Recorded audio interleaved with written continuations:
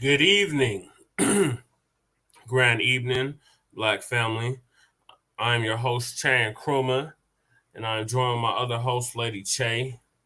And on season 2, episode 30, or as we say, Trey O, we will be discussing several things. The first thing is Tangibles 2022. We're not letting up on them tangibles, Black family. It's been almost 2 years of biting and still no tangibles. And we're still demanding something for a vote. So they're freaking out. They're scared to death. The Democrats don't know what they're gonna do with the midterms coming up in a month, and we're gonna get into that, Black family. Oh, because we're still beating the drum. Like Trey could beat the drum right now on the tangibles. Some days I should beat the drum, other days I shouldn't. And there's the hood. Um, So yeah, Tangibles 2022. We're beating the drum on that. So yeah, we're definitely gonna go in on that tonight. That is a regular here on Front Line Blacc News. We've been pushing that hashtag for 2 years now. So we're gonna keep going in on that. This is gonna be a marathon, not a sprint. We're gonna get into that, Black family. The next topic for tonight is the Democrats are desperate for our votes, Black family, in the midterms. First, get your booty to the polls, and now they got no voting, no vucking. So we're just gonna shake our head at that. We're gonna go into that as well. Kanye, otherwise known as Kanye West, and Candice the Bad Wench Owens, where white lies matter, or lives. Excuse me, I'm the one that has the white lies matter buttons. Um, the white lives matter button T-shirts at a fashion show. We're gonna go into that and what the reaction has been that both of them are receiving for such actions. The next and such attire, right? The next topic is gonna be the 39th annual Hiawatha Davis Senior Luncheon in Denver's Botanical Gardens. So we're gonna go in on that. Hiawatha Davis was a real prominent city council member back in the 80s, and he was definitely a public servant. So we're going to go in on him. Uh, Dahlia Square Seniors no longer allowed to meet. So they're messing with my seniors, y'all. They're messing with our seniors at the Dahlia Square Senior Apartments here in Denver, Colorado, and Park Hill, Northeast Park Hill. They're messing with them. They're saying that they can't have weekly meetings anymore. Mind you, I feed these people every week. I listen to their concerns and I do my best to help them. And now this is the end result. They aren't able to meet. So this is a violation of their First Amendment rights and their right to assemble. So we're going to go in on that. The next topic for tonight, Black family, is my interview with Sincere Luv Da God.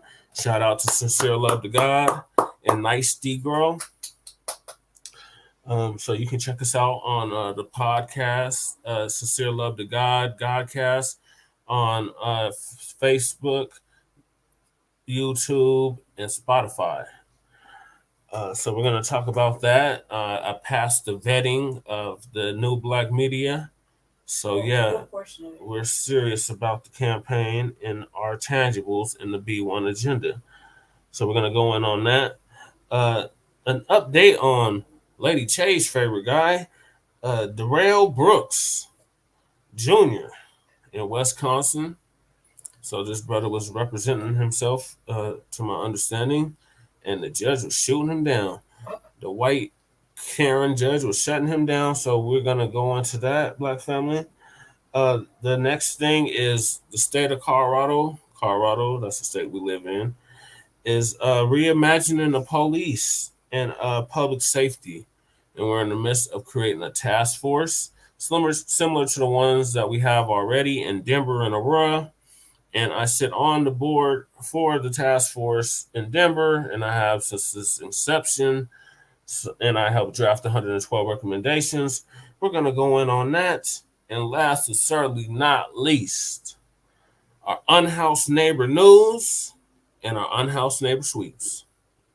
So before we get started, Leche, on episode Trey O of the Front Line Blacc News. Do you have anything to start us off with, or should we just go right into the tangibles? I think we should just go right into tangibles. I really, Shout out to our viewers. yeah, I think we should go right into tangibles. I'm gonna be in and out, family, on and off camera real quick, but we're gonna go into tangibles. I'll probably be right back. So just note, I'm here, not here, here, not here. Okay, so we're gonna continue on. So I'm gonna start us off, Black family, with tangibles 2022. So back in 2020, brother by the name of Tariq Nasheed out of Los Angeles, California, LA, came up with the hashtag tangibles 2020. And during that time, if you recall, Black family, we were in the midst of a presidential election, and them Biden supporters, which are still waiting on you Biden supporters to call into Shabaka's Black Experience Enhanced. We have a show, a podcast that we run every week, Black family, called Shabaka's Black Experience Enhanced. And on that show, we discuss topics that affect Black people from the beginning of time to 10 minutes ago. So we're still waiting on you Biden supporters to call in to Shabaka's Black Experience Enhanced. It's been 2 years, and now one of y'all have called in. And only one called in that voted for Biden, and that was our good brother out of Milwaukee from Outlaw Radio, Kevin Barnes.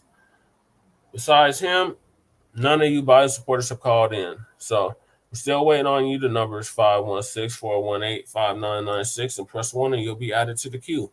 We do this every Tuesday. We've been doing it for the past 5 years. So make sure y'all get up on that. We're still waiting on you. In the meantime, we're going to get into this tangible. So it's 2020. Was when this was started. It's 2022 now, Black family.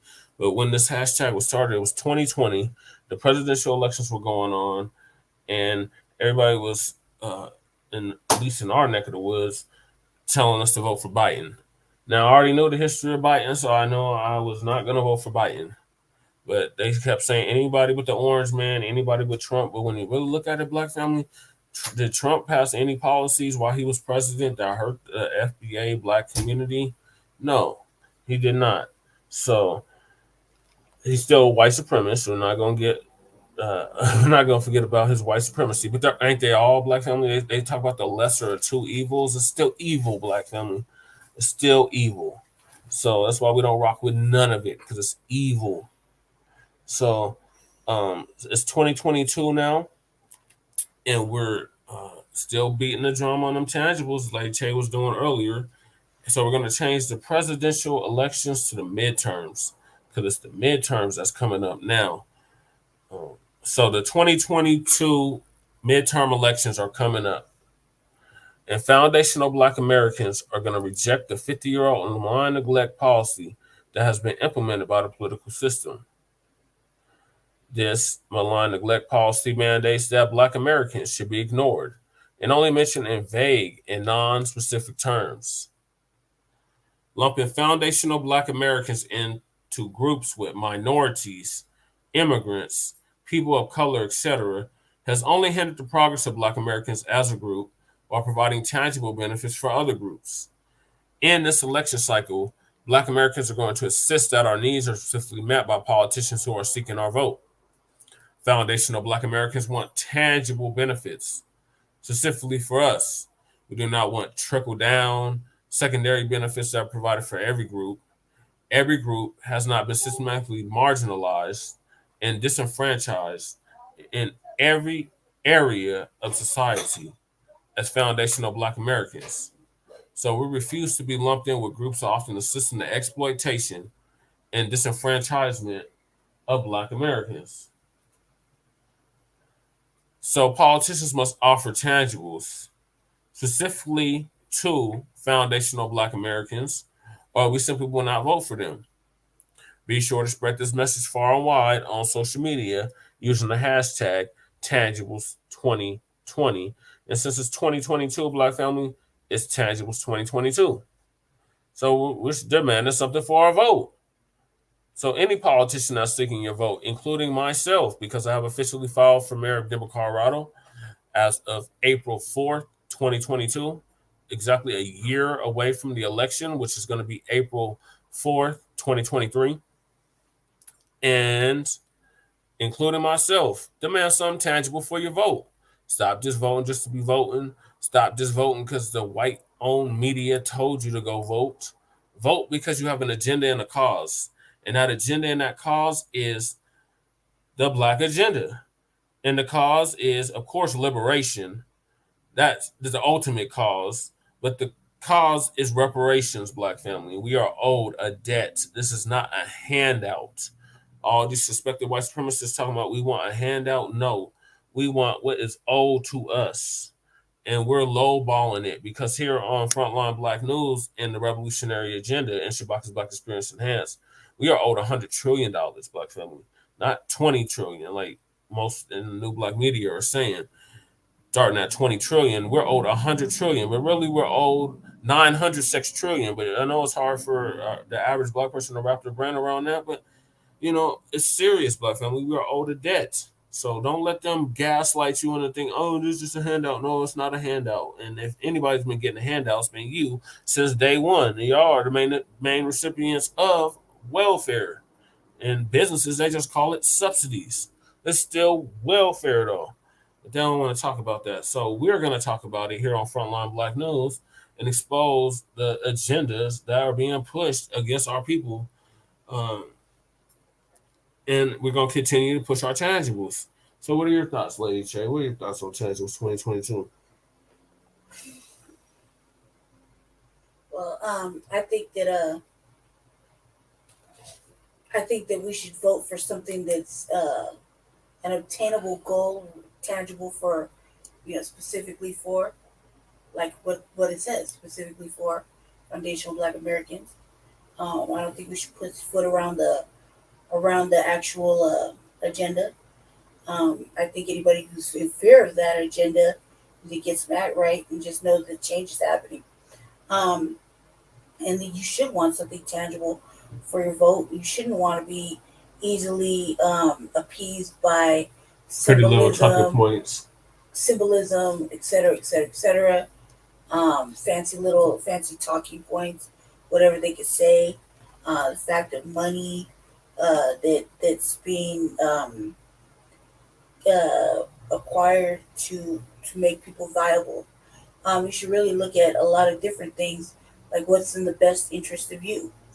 Before you decide to listen to all these pretty little ducks with their pretty little talking points doing their little dance to make you go along with the get along. I mean, you need to just use your brain at one point and just go with what you It's can read, what you logical. can see, what's logical, what makes sense, um, what is accessible, what is actually tangible, what is realistic.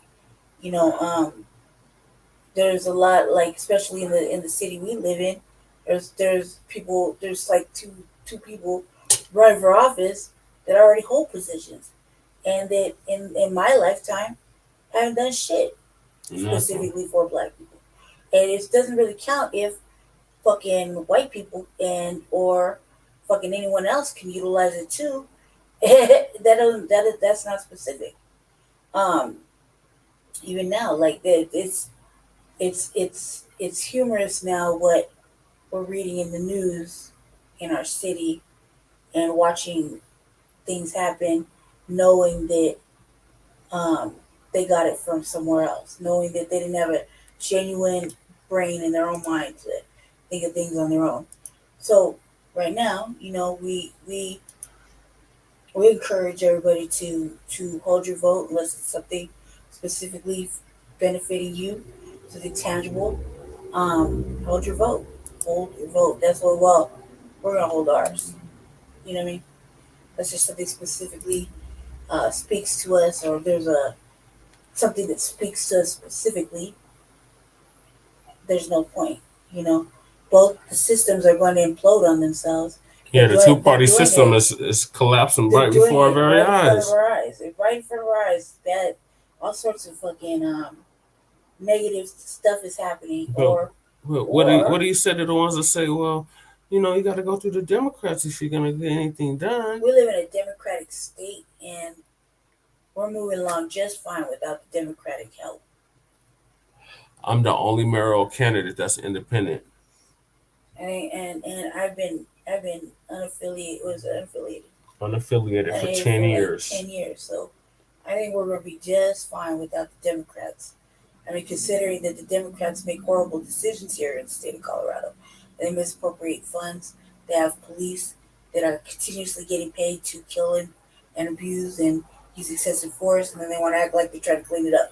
So we obviously see where Democrats have went wrong here. We just had 5 officer-related shootings last week. Yeah, no, it was 8.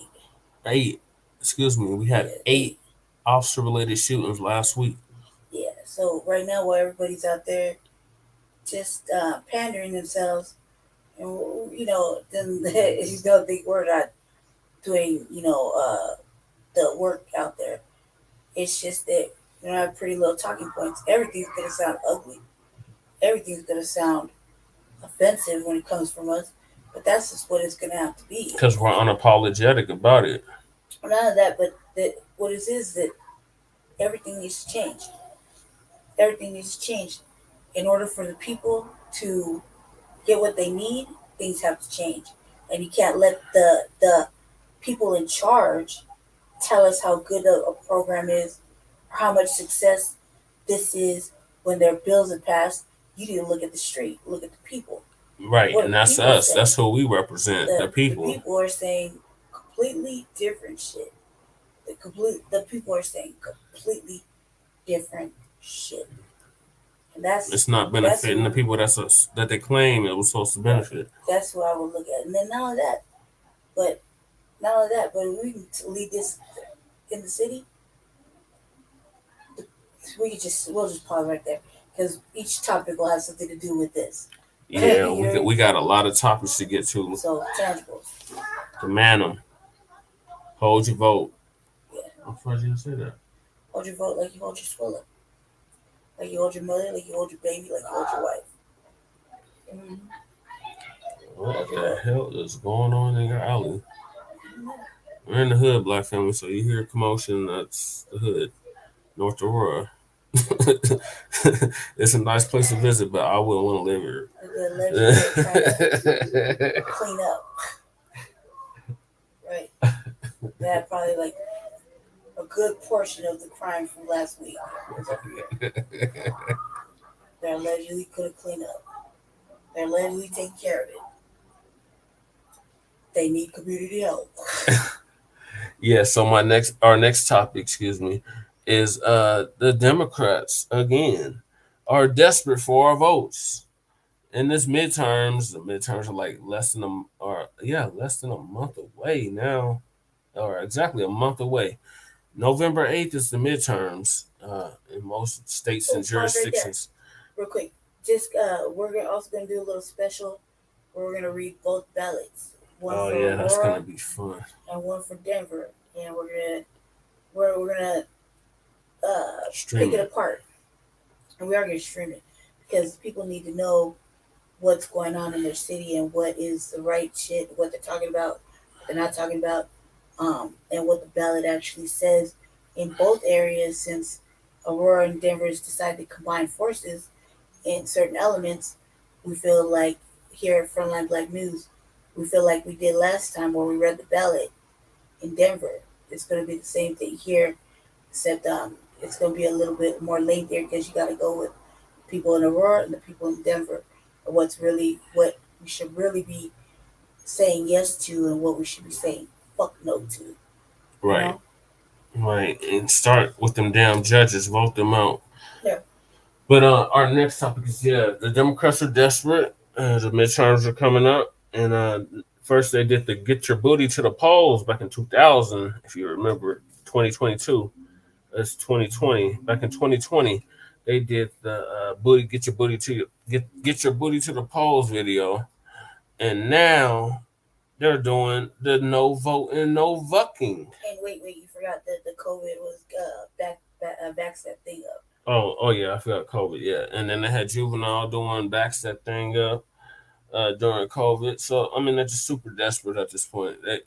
They know we ain't rocking with them no more. They know this, and they're just throwing in everything, including the kitchen sink, to get us to get our booties to the polls. But it's not gonna work, Black family. So we're gonna go into that right now. So our good friend Phil Scott out there of the Advise Show, originally now it's the African Diaspora Network, uh, did a nice piece on this. So we're gonna go in on that. Give me 1 second as I share. So many thoughts, but I'm gonna cover this on the RBA because I'm gonna go really in depth with my opinion as a woman, and as I let the shade deflect the message. We're definitely gonna go in on it as Black first woman. You hear me? Because I find it a lot. Yeah, it was just ridiculous. Like, they're so desperate at this point. Yeah, it's been making its rounds all over the media. But first, we're gonna go in apparently on how desperate they are. So, I'm trying to pull it up. Where are you at? It's not it. Here it is. Okay, Black family. And the midterms are right around the corner next month, going into the home stretch. But there was this article here that was posted on CNN.com that says Democrats are lagging among Black voters, and that can cost them in November. Before we get into this, you remember when Stacey Abrams, when she went on the 85 South podcast, and I think it was Chico Bean was asking her about doing something specific for Black people. And Stacey Abrams say, well, Black people are only 13% of the population. So, we can't just focus on Black people. There's not enough votes there. We got to focus on everybody, so we get votes from everybody. Then I can possibly do something for Black people. Just basically the same old Kamala Harris response. But let's just really think about this here. Every election season, they always focusing on Black voters. Now, last time I checked, Black people outside of white people can vote.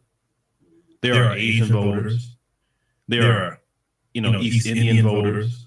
There are Hispanic voters. There are many, many voters that people that can focus on, right?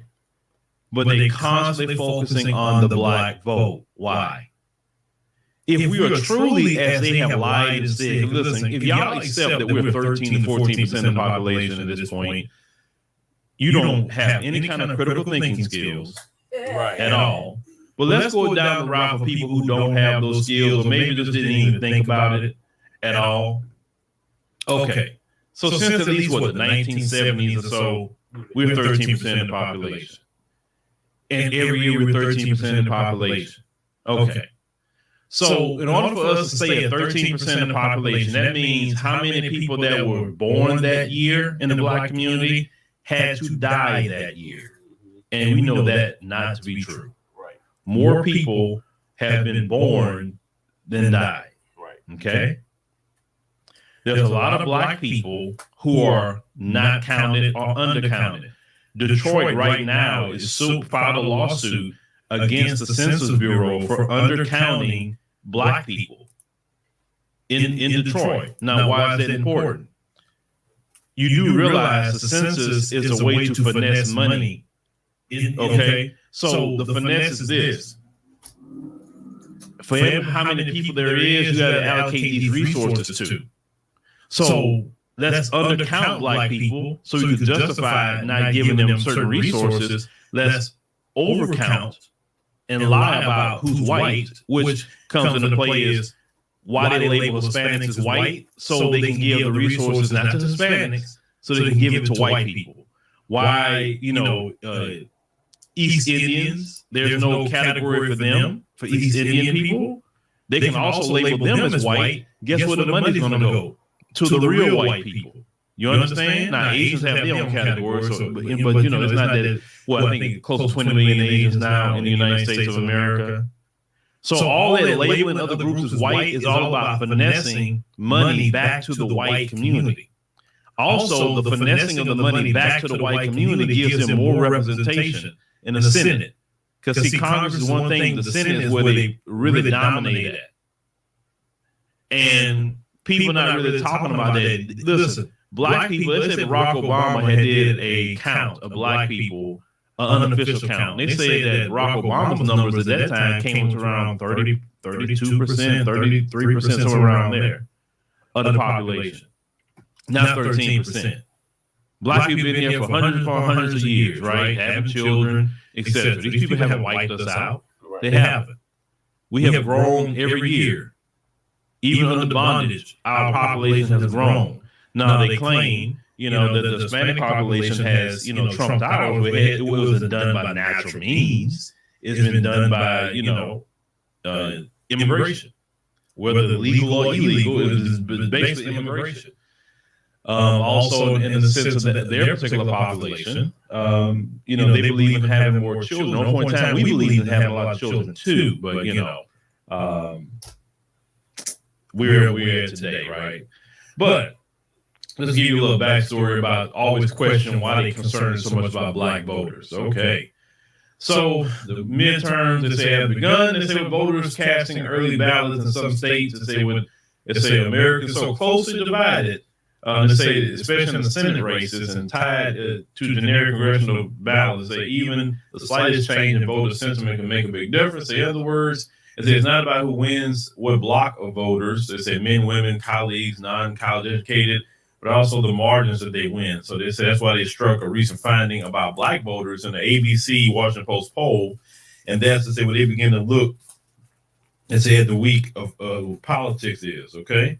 So they said black voters tend to be forgotten. And this is CNN saying this, okay? They say black voters tend to be forgotten part of the discussion about general elections.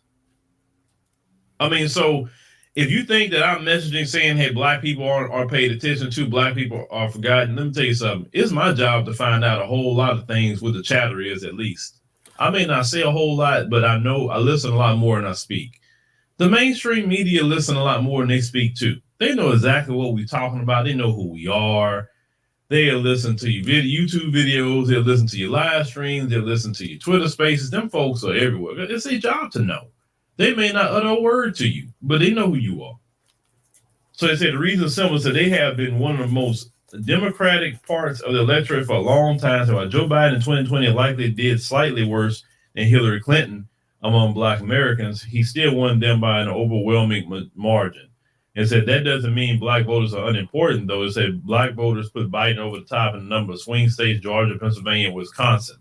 All those states have competitive gubernatorial and Senate races this year. Well, I mean, this is how I feel about that. When they talk about, you know, you have your Boulay Martins and all that talking about, you know, the voting deal. I say this. What have Biden and the Democrats done for us? Right. It's just that simple. What have they done? It's just a question. And cussing me out or trying to call us dumb and ignorant, Boulay, that doesn't answer the question. What have they done for black people specifically? Right. Black people got out in the midst of a global pandemic, in the midst of a uprising at the time for George Floyd to try to get some change, and Biden say he was going to change some things and he's going to do this and he's going to do that. And the moment he got in the office, the Democrats, and the CNN got together and started demonizing Black America, blaming Black America for all these hate crimes against Asians when we wasn't the one doing that crap, and the people that were doing it were people that was homeless. And they focused on that, got them a hate crime bill. The Asian people didn't go through no slavery in this country at all, and yet they got a hate crime bill. Yeah. They didn't go through Jim Crow. They didn't go through redlining. They didn't go through sharecropping. They didn't deal with the Klan lynching their people. They didn't deal with any of that, and yet they got a hate crime bill. And they didn't, wasn't enough of them coming out to you voting mass numbers, and they got a hate crime bill. This is the Democrats. Then when Biden got in office, he did something for the transgenders. Yep. Immediately when he got in office. He wasn't even in the seat long enough. He did something for them. Mm-hmm. He did something for the Afghan people. Brought them in here, gave them all kind of money. Mm-hmm. He did Ukraine. That's just a open checkbook for them, right? He's doing something for everybody else you could think of. But Black Americans, oh, well, you got Juneteenth. That's what you got. And So basically, you got nothing. Oh, well, we gave you Ketanji Brown Jackson, who's not effective, even if she wanted to be, because of the conservative majority on the Supreme Court. That's just symbolism. That's not anybody that can affect any change. And then we look into Ketanji Brown Jackson's history. She ruled against Black people who filed a racial discrimination lawsuit against Lockheed Martin in one of those places. Lockheed Martin. Correct me if I'm wrong. I'm saying the wrong place, but it was definitely one of the major companies. Martin. And she ruled against the Black people. It's supposed to be our sister here, right? And we're supposed to be all happy about. And Jennifer Lewis up here cutting a jig for her. She did too. Now they say, look at national polling. They say it seems possible that Democrats might not be able to count on nearly as much support from Black voters as they have in previous elections. I wonder why. It's an average of 5 live interview polls. It's a 2020 election show Biden with an 84% to 9% lead over then President Donald Trump among Black voters. A big 75-point advantage. Say, but this year, an average of the last 5 live interview polls is they can give found the Democrats a 74% to 12% advantage among Black voters, a 62% edge, they say, on the generic congressional black ballot, as they would usually ask respond to some form of final question if elections for Congress were held today, would you vote for the Democrat or Republican Party? It said this represents the largest swing toward Republicans by Black voters than the swing we have seen among voters from 2020. They know that 5 live interview polls that they can give in 2018 show Democrats with an 85% to 9% lead on a generic ballot with Black voters. And so again, if we're seeing this year, it's clearly different. So the shift among Black voters is something new. Said back in April, it said they pointed out that Democrats had a 73%, 11% advantage among the demographic to the generic ballot. It said, to me, it's consistent to indicate that it's not statistical noise we're witnessing, it's more concrete. Well, I'm going to tell you this. Let me speak in the area of Black men. I don't know if some people realize this or not. There's a lot of Black men that's actually swinging more toward the Republican Party. And I'm going to tell you why. Black men don't like all this agenda that the Democrats are pushing. Yep. Black men their issues aren't being addressed. Black men, forget Black men. You know what I'm saying? Black men are just, for instance, they'll send out Tiffany Cross to tell Black men to get behind the women. And so basically, here we go, this matriarchal society that has utterly failed in the Black community. And the Democrats, they play these games, but they know different. They still racist too. They hella racist. Yep. If you want to go there. A lot of Black men understand that I got to do something today. I got to do something that's, provide for my family, entrepreneurship. Black men want lower taxes, right? That's something Black men want, especially Black men who have created businesses. Understand something. I believe in reparations. I believe we should keep fighting for reparations every single day, but economic empowerment is going to put food on the table today. Right.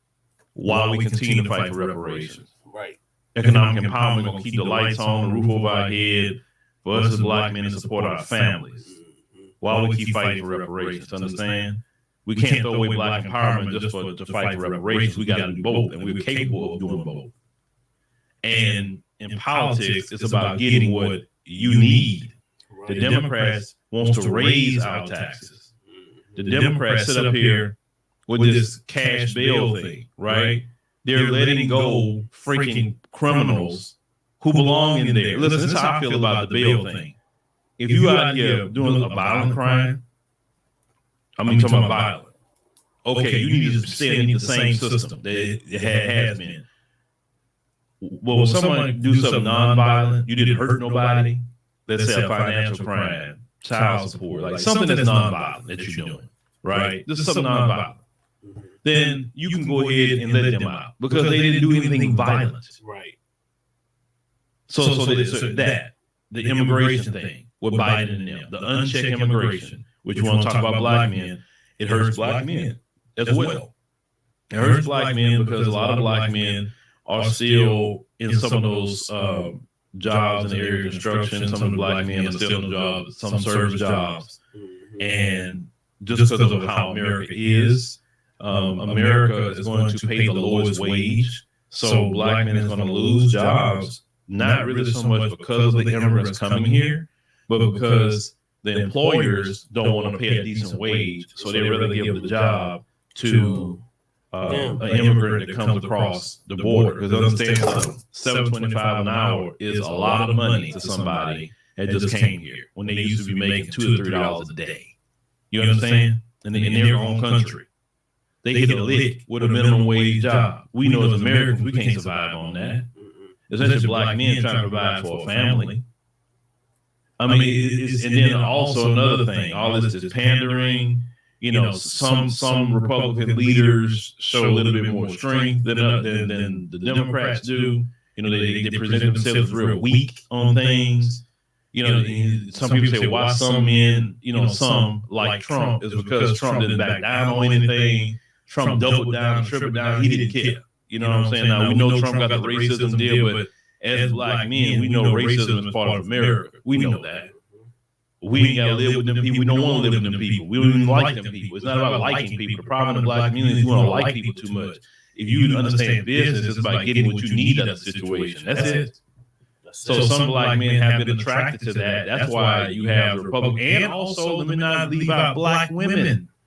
Black women have been attracted to the Republican Party in some ways too. But it's a quiet attraction. It's not a loud attraction. Let me make sure I say that. It's quiet because they support the Republicans and what they do. A lot of times is silence. They may not be vocal. And they're not going to coon out. That's the thing. Because you can support Republican ideals and not coon out like Candice Owens wearing a White Lives Matter t-shirt. Kanye wearing a freaking White Lives Matter t-shirt. You ain't got to go that far to get what you need. Actually, to be honest with you, nobody respects a coon. Nobody respects a raccoon. They just don't. They respect you more if you stand on your square and say, look, I'm only really here because of X, Y, and Z. You know, this is my issue, that my issue. And if they get out of line, you check them. Hey, we ain't going to do that. We're not going to do that. What you talking about? But on these issues, we're going to talk. So there's a lot of people, some of your celebrities out there, black celebrities, male and female, quietly support the Republican Party. But they won't tell you that. So it's and you're starting to see it. You're starting to see it. And then you have people like Roland, I can't believe, what are y'all doing? Do you think that, listen, some people gonna go and support Republican. Listen, it's a person's right to support whatever party they want to support. I support no party at all. Me, I support no parties. All I support is who gonna give me a policy that's gonna benefit, you know, the community. Right. Benefit something that we need. That's it. I'm a complete, true independent voter.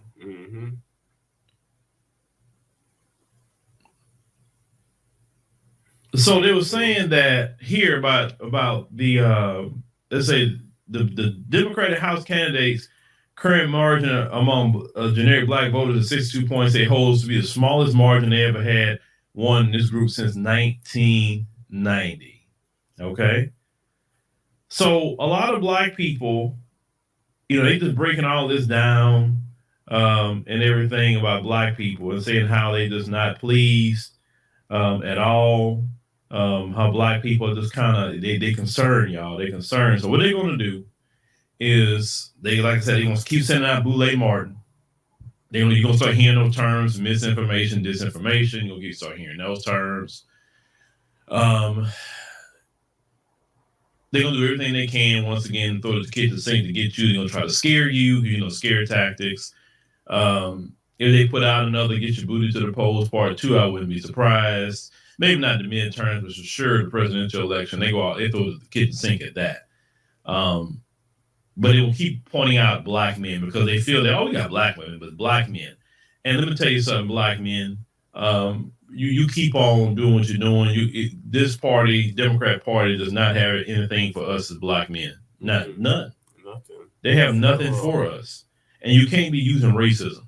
Because let me tell you something. Racism for me is played out. I should vote for you just because you don't call me a name. But yet your policies are worse than theirs. Right. At least they up front what they trying to do, the Republicans. Mm-hmm. They up front. Yeah. You just like them, but you gonna make sure to give everybody something outside of us in our face and using our votes to do it. Yeah. The Kardashians. So you're not for us, you worse. Because you smile in our face like you supposedly our friends and you care so much about us, but the moment you get in power, you suffer for everybody else. Listen, black people, we can never forgive the Democrat Party for the Asian hate crime bill. Never. Black people are still, why we haven't got one? Why we haven't got one? You should be more insulted by that. You should be insulted. Yep. And that same year, the FBI put out the hate crime numbers. Black people suffered more hate crimes than Asians that year, according to the FBI. Now, the stuff for black people, it has to be black and this group, black and that group. But when it comes to everybody else, it's just for them, right? Why didn't they do the black and Asian hate crime bill? They could have did that. Yeah, They could have did it. We would have talked about it, but they still could have did it. They didn't do it. And all your Congressional Black Caucus members voted for it. Yep. Why should we vote for them too? Right. Why? Because they're black. They all voted for the money for Ukraine. They didn't vote for no money for you. They don't even speak about reparations to you. They don't do anything for you. Why do you need to go reward them with a vote? Why do you need to go out and reward them to keep them in office? Right. When they done nothing for you. Nothing tangible. Everybody else has benefited off the Democrat Party. You haven't benefited at all with your votes. So you go out to vote and everybody else benefit. Everybody walk on your back. Everybody, and then at the same time, you want to know why other people are have this anti-black, sentiment or even arrogant at black people? It's because it's our own collective fault. Now you may say, why is it our collective fault? Well, when people can use and abuse you, they treat you any kind of way. Yep. Because they know you're going to be there always. It's kind of like being in an abusive relationship. The person that's the abuser is going to keep being abusive until the victim themselves say, okay, enough is enough. I'm getting out of this relationship. As long as you are around, they're going to keep abusing you. As long as you go out and political posturing, voting, and all this stuff for the Democrat Party just for no reason, and these other groups keep benefiting, they're not going to listen. Y'all have not allowed other groups to fight on their own. Nope. I just seen a video the other day. Shout out to the sister of Black News Daily. Shout out to her. I think it was in Atlanta. They had some sort of reparations meeting or something like that. And the Iranians showed up out of the blue talking about asking black people to help them to speak up for them what's happening in Iran. I think one brother like, well, what that got to do with us over here? He said, you support reparations or what you here for? Right. And the guy like, yeah, but we need help in Iran. So the brothers say, well, why don't you go to Iran and fight? Right. It was just a legitimate thing to say. Well, we'd be killed. And the brother said, well, we were killed here. We still getting killed here. Say, go fight. This is the truth. Go fight. It's not our problem. Sorry. That's y'all revolution. That's your movement in Iran. Deal with it. That's how I look at it. And ain't no more of that. We're going to cape for anybody. No. We still got our own problems to deal with. If I'm going to cape for somebody outside of America, I'll go to Africa somewhere and do it. I'm not going to do it. Nope. I ain't doing that. That's y'all problem. The problem is black folks for years have always sat up here and ran and fought for everybody. And the same people get good, they didn't want to tell us, look down on us. And no. That's y'all problem. And y'all problem is a religion problem. Because the women, from what I'm hearing, the women don't want to cover their head up no more. And that's y'all personal and cultural problem. Well, why are we going to get involved with it? Okay, if they doing what they doing to y'all, hey, how many times have we fought and we died? Right. As a collective of people. for the little rights and freedoms that we have that most of y'all benefit from anyway. Y'all benefit more from the civil rights movement than we do. So no, don't let no other group talk about, oh, could you help us? No, when have you helped us? I mean, you helped us, and yeah, okay, I believe we should reciprocate, but they know anywhere they didn't help, so there you go. Right. But we're not obligated to support the Democrat Party whatsoever. We're not obligated. We don't have to. We don't get no prize for it. We don't get paid for it. We get Nothing. We get nothing for supporting these people. Not a thing. So let them, like I said, tell Biden and Democrats to go and ask the Asian community, the LGBT community, the immigrants that he allowed come in here in the past 2 years. They said 4 million have shown up in the past 2 years. Tell him to go ask them for votes. Leave us alone. Right. Because obviously his party isn't for us. And they trying to say, well, if the Republicans get in, Biden's going to be a lame duck president. Well, for Black people, he's been a lame duck since he got in there. So at least if he's lame duck, at least he's lame duck equally, right? Right. That's how I feel about it. Listen, we got as Black people, we got to be in take a position like, if you're not going to do nothing for us, then you do nothing for nobody. Yep. There you go. Yep. And we all going to suffer equally, right? Yes. Yep. And if you're going to do something for everybody, then completely do something for everybody, right? And everybody includes Black people, not Black people, no. Everybody else, yes. But let's see, because you got the inflation that's on against Biden right now. Inflation, crime, Biden with the crime situation. There's so many different things that's against the Democrat Party right now. That's of their own doing. Yep. But don't let them people, try to pressure you. Right. You, for your own safety and also for your own thought process too. Just ask the question: why should I vote for you? Right. Why? Why? What have you done with the vote I gave you the last time? Right. Did you do anything with it? No, I see you done nothing for me. So why should I go out there and do it again? Why should I waste my time for you, for your party specifically? No. I believe your party needs to be sat down for a few election cycles and shown that you don't cross Black America. No. If we're going to come vote for you, you do what you say you're going to do. Yep. For Black people. Matter of fact, you do for Black people first. Then after you do something for everybody else, great. But nobody shows up in mass to vote like us in a block. And we should be the people that you take care of. Right. That's right. No business operates that way. Like if a person has a business and their biggest customer base is one particular group, they take care of their biggest customer base first. In business, nobody's going to say, forget my big customer base. I'm trying to do something for other people that don't even they can't pay our business anything. It wouldn't even make sense. Yeah, but the Democrat Party, they definitely need, a referendum. Now we know that still a good majority of Black people will vote Democrat, but that number is shrinking. Even they know it's shrinking, and I told you why. It's shrinking because life is happening. The older civil rights generation are passing away, every, election cycle. So there's less and less civil rights generation people to vote for them. Yep. Dealing with the Gen Xers and the millennials and the Gen Zs, they got a problem. They have a big problem. And that's what have them quaking in their boots. Yep. But thank you, ladies and gentlemen, for joining the podcast. Greatly appreciate it. Make sure you click the subscribe. Yes, thank you, Phil, for confirming everything that we've been saying.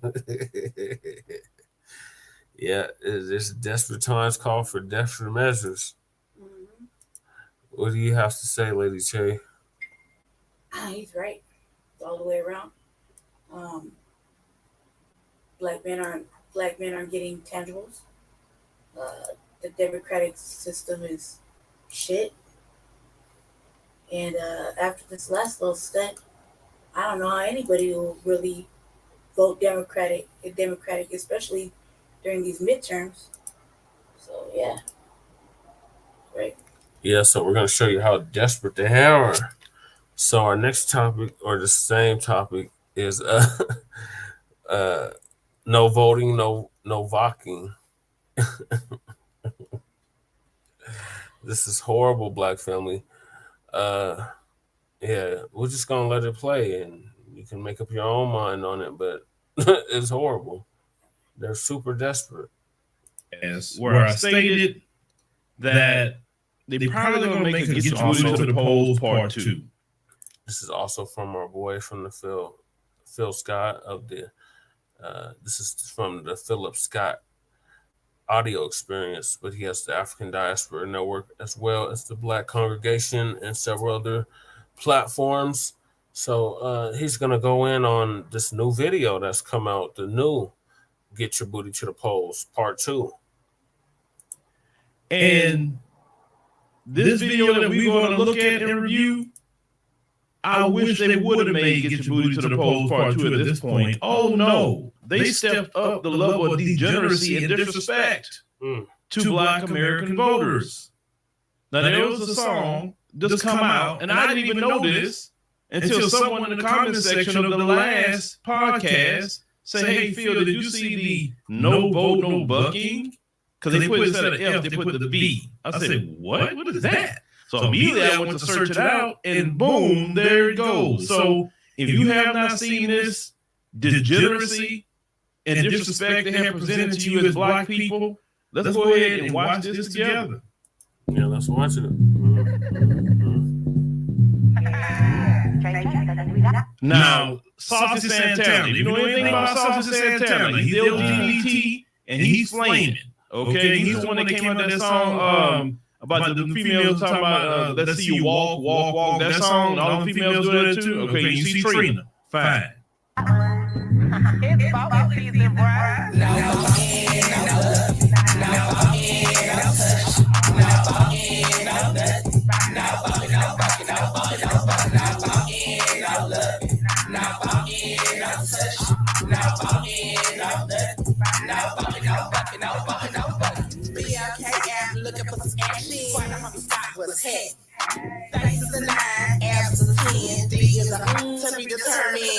Oh God! It's a dude singing. Here we go with the LGBT agenda. We talking about voting. They do this in no other community, folks. No other community. Let's continue.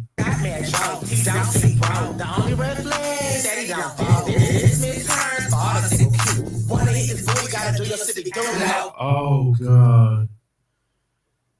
If you want to hit this booty, you gotta do your civic duty. Almost a million.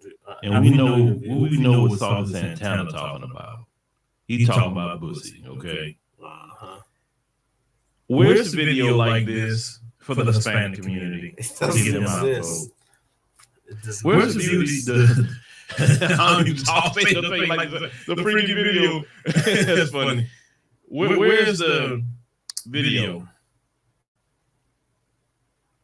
for the Asian community, the Arab community, the East Indian community, Native American community? You notice that we are always presented with degeneracy. This is because these people think we're so stupid.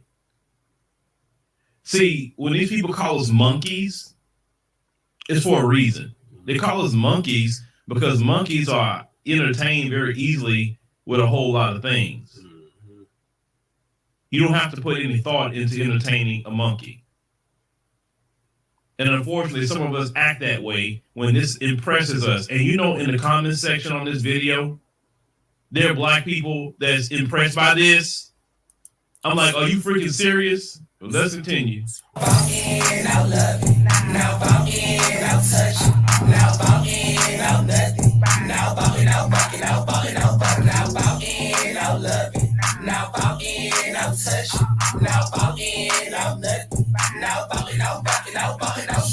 Don't stop now, stop my ballot box again, but my hunger and food, put the body products in. Politics be so nasty, make me wanna flirt ya, show you how to be a poll worker, legs in the air, I don't care, anyone can get it, universal health care. If you wanna come before the deadline, come in the jacuzzi, gerrymander this coochie.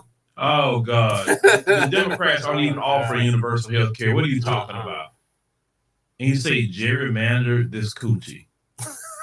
Now, gerrymandering is a process of how they basically disenfranchise Black voters, which is a very, very serious thing to dilute the power of Black people's vote and make sure the votes are solidified with white people, because white people are developing an apartheid system here in America. The same model that was in South Africa. Even though apartheid is over, still the white minority owns the land and controls the wealth. In this country, they're trying to definitely control the wealth, control the money, and also maintain power in them being a minority. And that's a very, very serious issue in America for Black Americans. And trainers up here talking about gerrymander. Oh my God. The computer done froze up. Hold on, Black family. Oh. This coochie. Jesus Christ. Once again. And just look at the image, folks. Yeah. Only our...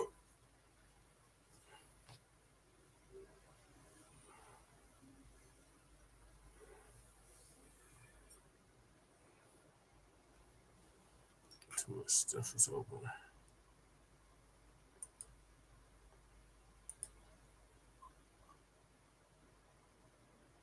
Community. Only ours that volunteer for this crap. They don't do this to white people to get them to vote. White people, some of them has to vote too. But where are their artists doing this crap? Nowhere to be White found. people will be enraged if they presented this mess to them. But not black folks, and black folks are stupid. Unfortunately. Politically, they're stupid. This is entertaining them. Just put some music on there, get some celebrities, all the Negroes to get registered and go right down there and vote for Democrat.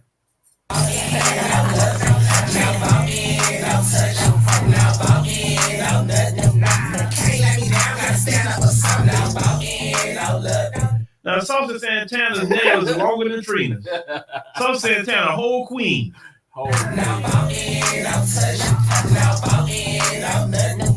BLK, we gon' stand up for something.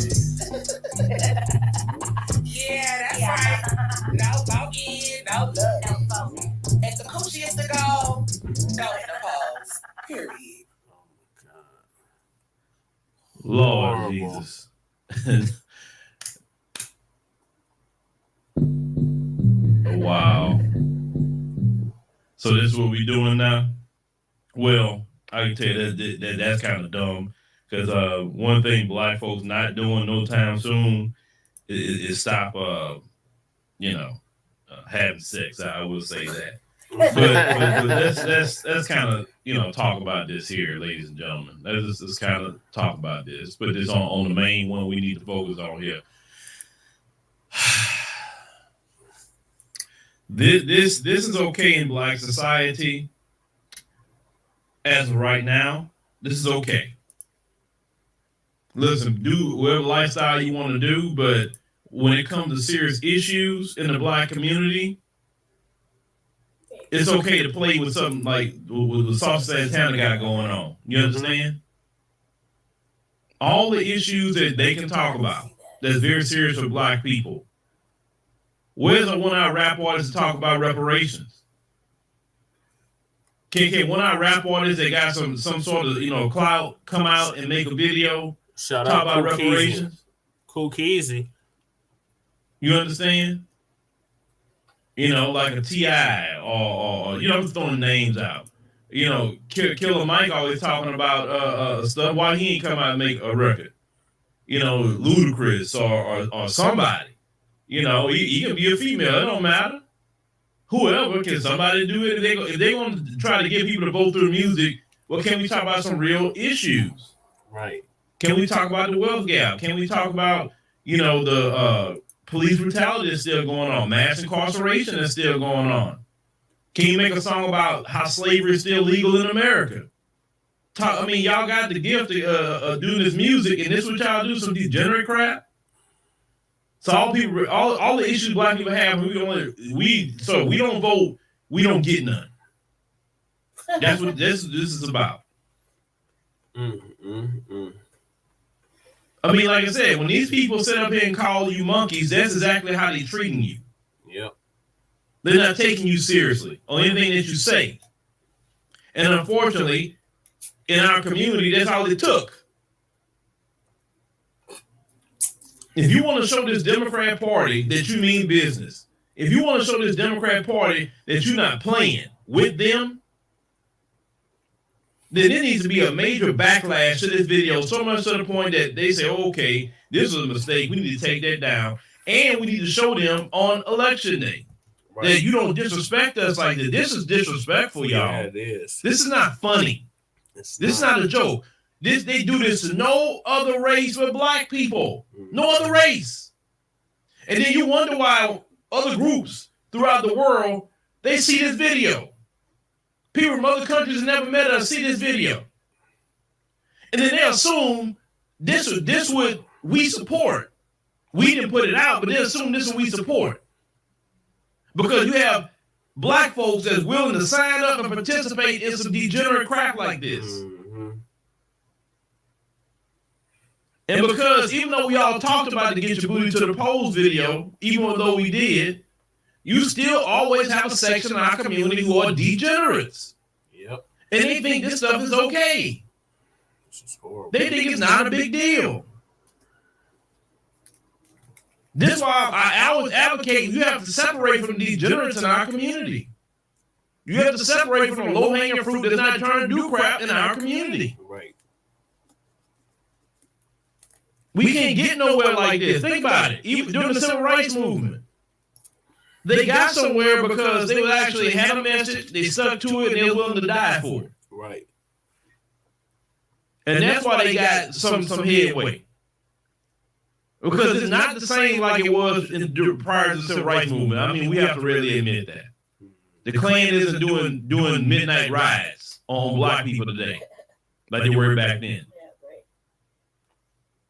These white, racists will run around looking for black women walking around and go violate them, and then what happened to them? That was happening too. Now, of course, the segregation thing, and we talk about how our families work together, and a lot of things were better during segregation than it was. But the reason why they did fight in the civil rights movement is because of resources. Because not that black people just all want to go live with them like that. No, it was the resources. They kept all the resources and gave nothing to black people. That was the purpose of it. And also the terrorism. But then you fast forward today. Could you imagine Malcolm X coming back and seeing this video? Oh my God. Could you imagine that?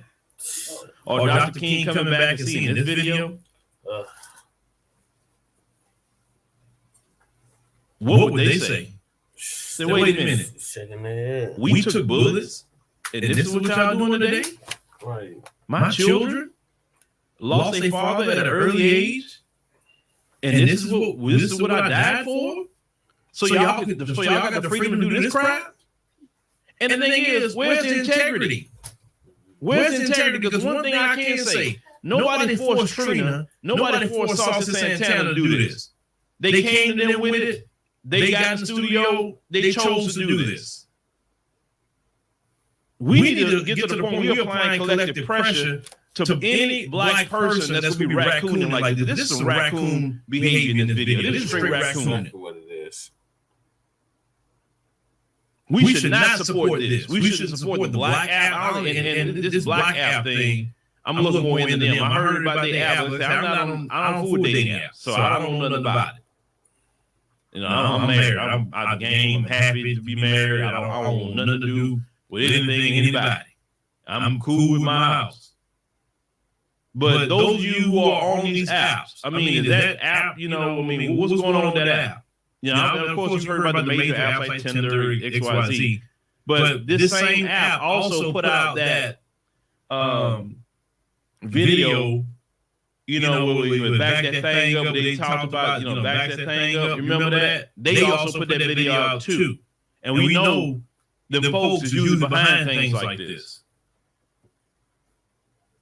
But aren't y'all like feel straight disrespected by this? Straight disrespected. I do. I definitely feel. I feel disrespected as a Black American voter. That this is the outreach they would do to us, and we're looking at today, October the 5th. So less than about a good 30 days or so away before Election Day, they release this. What we should do on social media, it should be a fierce backlash to this. It should be, all of us speaking in unison against this crap. Let them know this is not acceptable. Let the Democrat Party know this is not acceptable. This is not tolerated. And say, well, the Democrat Party themselves put it out. No, yes, they did. Yes, they did, because the Republicans sure did put it out. Right. Yeah, they put it out. They put it out. They make sure the money is available to put out these degeneracies to reach black people. But we should all be speaking against this. Yes. We should be talking about how it's disrespectful. Right. It's degenerate behavior. Instead of talking about the issues, why should we vote? That should be the conversation. Right. Why should we vote? Present us policy, present something for the Black American community, and tell us why we should vote. Don't just tell us to vote. Tell us why we should do it. Because last time I checked, the last vote you got, you didn't do nothing with. So why should we give you another one? Black folks went out there during the global pandemic to vote. Right? Black folks in Georgia. Flip Georgia blue. Well, how did that help black people in Georgia? Atlanta in particular. Because a lot of my followers are already in Atlanta. How is that helping Atlanta? How? Has Senator Ossoff and Senator Warnock, have they done anything great for you guys in Atlanta? You guys went out there and vote for them. And then Warnock saying, you know, y'all got to vote for him again. Right? And tell you, hey, at least I'm not like Herschel Walker. Look at all the problems Herschel Walker had. See, he did this and he did that. Yeah, Herschel Walker, he's pretty upfront with it. I'll give him that. But Warnock, to me, is more fake. Yep. Because he's supposed to be a reverend, but he talks about pro-deletion of children. He supports that, being a reverend? Yeah. What part of the Ten Commandments that seems? Last time I checked, that would be X'd out of the Ten Commandments. Last time I checked, being a reverend, that's why I don't fool with the black church. For people like that. Fake and phony. You heard the video I made about Warnock. He's a bootlicking shine. Yep. Ain't no way if I was in Georgia, I would vote for that fool. Ain't no way. Especially how he reacted to reparations. Yeah. No. Why would I vote for them? Listen, you just like the white people or conservatives are single issue voters about the Second Amendment. Black people need to be single issue voters about reparations. Hey, you support reparations? Well, it's HR 40. I didn't ask you that. Do you support reparations? Or are you going to fight for black people to have reparations? Well, we all need universal health care. Okay, no problem. Thank you. I'm not voting for you. As a matter of fact, you tell that person, I'm not voting for you because you don't support reparations. And I don't want to hear HR 40. I said, because you didn't say nothing about a study when it came to the Asian hate crime bill. You said nothing about a study when you gave billions of dollars to freaking Ukraine. You said nothing about a study. You immediately wrote checks and sent it to Ukraine. So I don't want to hear nothing about no study no more. F for HR 40. You don't need to study nothing. Start writing them checks. There's been plenty of people in this country that have studied reparations already. Plenty. And tell you how much the black folks should be getting. They already calculated that. They don't need no study. That's stalling tactics. Where's the long study for Ukraine? It was none. All of the billions of dollars you're giving Afghanistan a day for the past, 20 some odd years, there was no study for that either. But when it comes to black folks, well, we got to have a study. Black folks, you got to be a single issue voter because look at the amount of disrespect here. Look at the disrespect. And you talk about, the Republicans, they're going to call us the N-word. To me, this video is worse than the N-word. This is worse. At least the N-word kind of galvanizes black people to get together and get us to move and do something. That's what I like about racist Republicans. I'll be honest with you. I like that they force us to realize that it's not a game. They force us to get on code with each other. They force us to. Yeah. Even the bootlicks that don't want to, it forces them to. I love that about the Republican Party. They force us to get on code, and every time black folks have been under pressure, we have done the best. as a community. Think about it. Every time the white supremacists had their foot on our neck, when they did it, we came out shining like a diamond. When they take their foot off our neck, proverbial neck, let's say, but still got us chained down a little bit, like the Democrats do, and think we got some sort of freedom. It's kind of like this: how black folks are with the Democrats. It's like a dog on a long runner. The dog really can run a lot, but the dog is still chained up. But he just run pretty far. He's still chained up. He can't really go past a certain limit. That's how the Democrats are. At least with the Republicans, they got you on the short chain. You know it, and you pissed off about it. And you doing everything you can to break off that chain. You know you in bondage with them. But at least Republicans didn't put out this video. Right. And this is the crazy part I like about black people in this country, too. If a Republican put out this video, y'all be pissed off. All the Republicans are so freaking racist. Look at what they did. But if a Democrat have anything to do with it, it's like you overlook, the Democrat racism. Well, where's your Congressional Black Caucus speaking against this? Say, hey, wait a minute, hold on. No, this is not political education. This is disrespectful. They ain't gonna come out and say nothing because they agree to degeneracy as well. All this you have now. You want to talk about relationships? Why you ain't promoting marriage? All this HIV that's going on in the black community. It was a rise of HIV cases last year. You're not promoting marriage. But you're promoting bucking with a V. That's what you're promoting. Not families, that. And if you don't vote, you can't get it. My God. I get so tired of this degeneracy in black America. I'll just be honest with you. But this is the degeneracy of America in itself. I mean, America is a degenerate country. This country has literally broken the traditional family. Everything you see is a perversion in this country. That's why when I travel and I go back to the African continent, I get to see societies that haven't been corrupted with the liberalism, because that's really what it is. This liberalism is horrible. Feminism, liberalism is just, my God. It ruins societies, ruins them. Because prior to the Civil Rights Movement, when you didn't have this rampant liberalism running around and feminism and all the things that we have in society now, there's no shame culture. No one can be shamed for wrong behavior. Our families were together. Society was a lot better. Kids actually go outside. Today, no. Nobody knows their neighbors anymore. It's just degenerate. But that image on the screen, ladies and gentlemen, right there, that's a representation right there of what they think about us and who is okay. And notice they have a bunch of black women and some black men, but a lot of black women inside this video. I we talked about Hope DeZille the other day. You remember I asked that question. Are trans women the new representation for the sisterhood? We were talking about Hope DeZille. And you see Trina in this video with Saucy Santana. Oh, God. I say this for a lot of sisters played fire with that. Wow, I got more into it on our website. A lot of sisters played fire with that situation, that community. And now Saucy Santana was the main one that said that black women need to be listening to trans women and that trans women lead. He said that. The same person right here with these nails said that.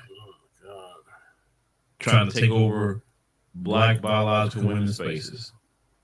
And they're being their voice. Yep. And now he's the leader of telling people to vote. Or they won't get none.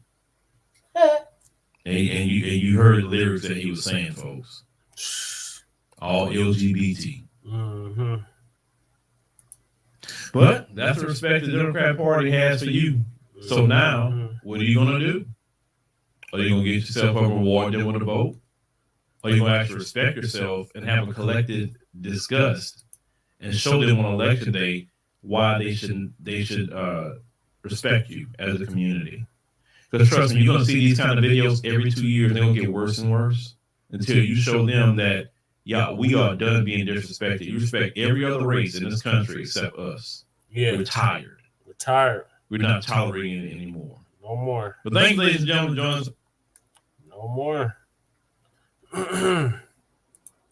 Dots Lady Che.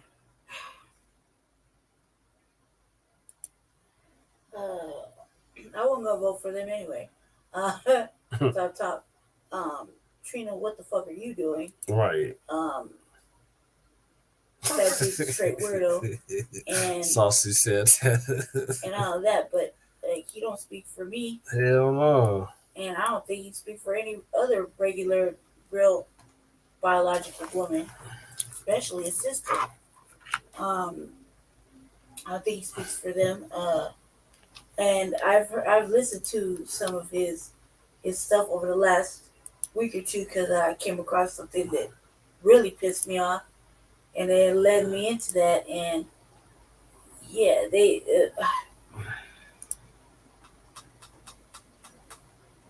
we live in a culture where they'll cancel you, whatever you say. I'm not really worried about it.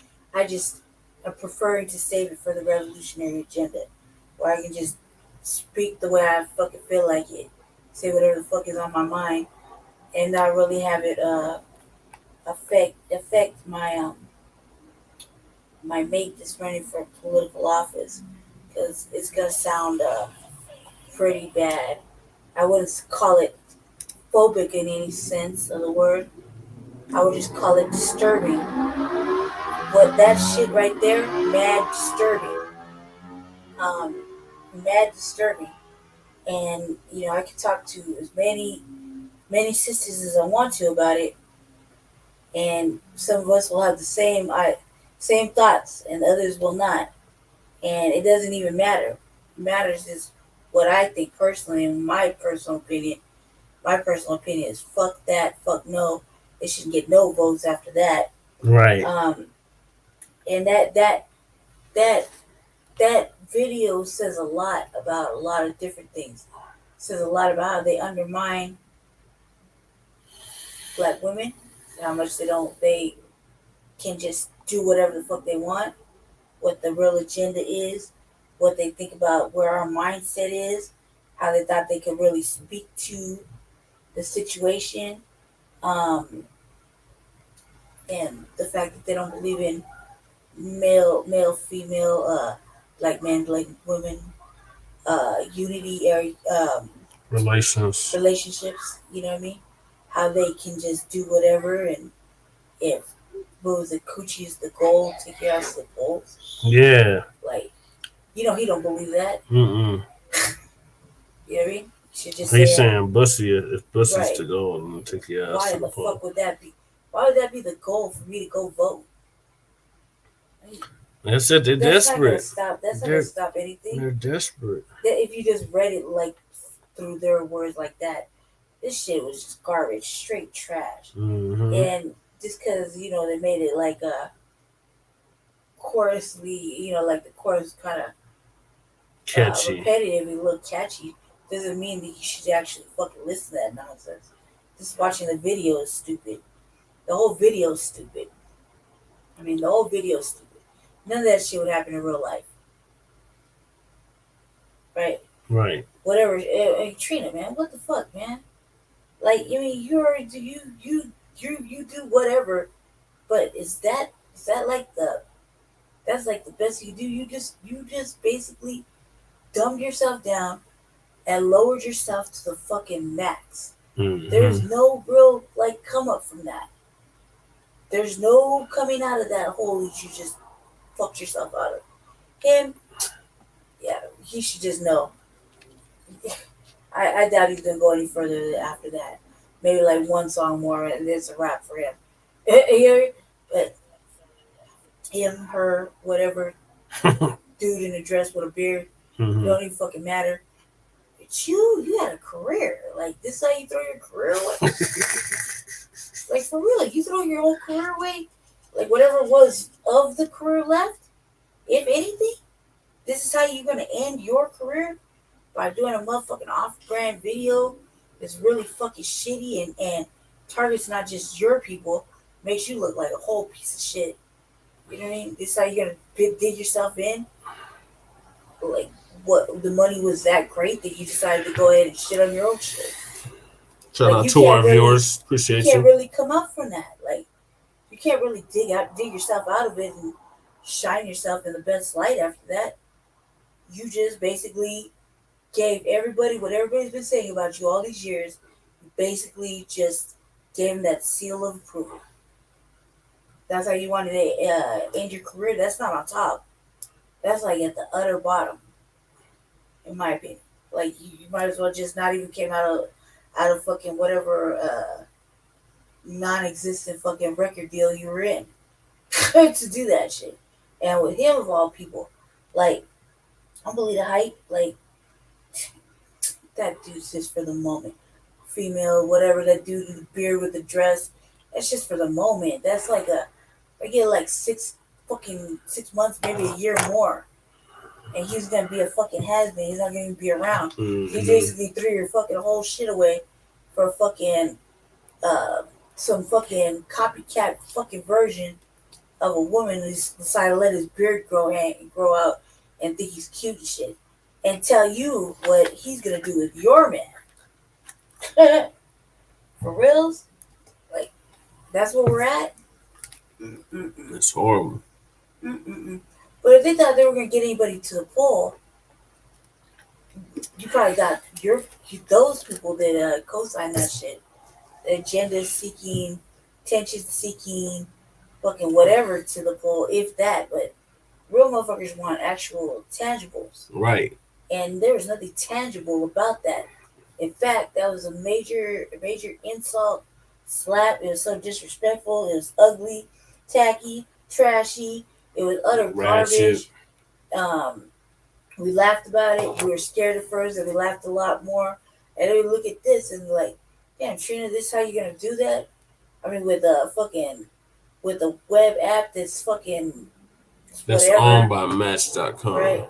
It's whatever, right? But then with this beard kid man in a fucking God. dominatrixly black leather dress that he can't be snatched all the way. You know what I mean? It's too much. Y'all are doing too much. And there's no respect for it. You say whatever, you can backlash whatever, you do whatever. However, not cute. You're not cute. Not at Not all. funny. None of you motherfuckers that wear dresses and shit acting like that are cute or funny. You should stop. Definitely didn't make me It want to don't get matter. my booty It to don't polls. matter if you think that the men are finding it appealing. You're just not paying attention. You know what I mean? You don't have to listen to us. You don't have to listen to women. Men are actually seeing you now. So you know those days where you could just force your way into some shit, lie and manipulate, fucking stall out before anybody finds out who you really, really, really are. Those days are coming to a fucking end. Mm-hmm. You could thank him for that too. Anyway, let's move on. Alrighty. So our next topic is more coonery and buffoonery. This time from Kanye West, otherwise known as Ye, but we call him Kanye, and Candice Owens. Candice, the bad wench Owens, rocking White Lives Matter t-shirts now. All for joining me today. Shout out to Hip Hop. TD Hip Hop, yes. Shout out to TD Hip Hop Media for this video. We're gonna play it. Today's video is just going to be a very quick impromptu video where I'm shooting straight from the hip. I wasn't planning on recording a video today, but after I came across a few video clips of Kanye West's interview on Fox News with Tucker Carlson, I was inspired to just do this video very quickly and share my thoughts on it. So for those of you who are new to the channel and new to my content, for a better representation of my upload videos, my pre-recorded videos when I don't go live, I strongly suggest you go watch this video here, which is my last uploaded video titled LA Times article lies on Ice Cube and insults black men, who don't support Karen Bass for mayor. That video is for sure a better representation of how I usually give it up on this channel. It's a lot more clean, clear, and concise. Like I said, this is an impromptu video where I'm shooting straight from the hip. So I may get a little brain fog here and there, and I may say quite a bit. So just bear with me, and I'll make this quick. Now, many of you clicked on this video based on the title that you saw that I put up. Do Black people owe Kanye West an apology? And what I mean by that is this. Shout out R3. R3's watching. I think it's safe to say, at least I can admit for myself, right? And you do what you would like listening to this video. Upon seeing Kanye wearing the White Lives Matter shirt, I, like many other Black folks, had a very quick negative knee-jerk reaction to where a lot of us made videos and went live dumping on Kanye for wearing that shirt, but not really knowing where he was going with it. Though I didn't make a video about it on this channel, which is my main channel, I was live yesterday with Rob on our channel, on our podcast channel, just talking with TD and Rob, and we spoke on the White Lives Matter shirt, and we dumped on Kanye. And I can say honestly, and I think some of you will be able to say as well, we might have jumped the gun. We might have jumped the gun and spoke a little bit too soon. And I'm saying that based on this clip right here that I'm going to play for you, and then we'll get back to the discussion. When I went to the White House, I called him after that to get A$AP Rocky out of jail. And one of the things he said to me is, you know, Kanye, you're my friend. When you came to the White House, my Black approval rating went up 40%. And for politicians, all Black people are worth is an approval rating. The Democrats feel that they don't owe us anything, and Republicans feel that they don't owe us anything. Blacks have never demanded something for our vote. And that's something I talked to Ice Cube about. What are we asking for? How do we change our life? If all of our organizations and all of our colleges and even our title as Black was made by white people, all of our jobs, and Black Wall Street,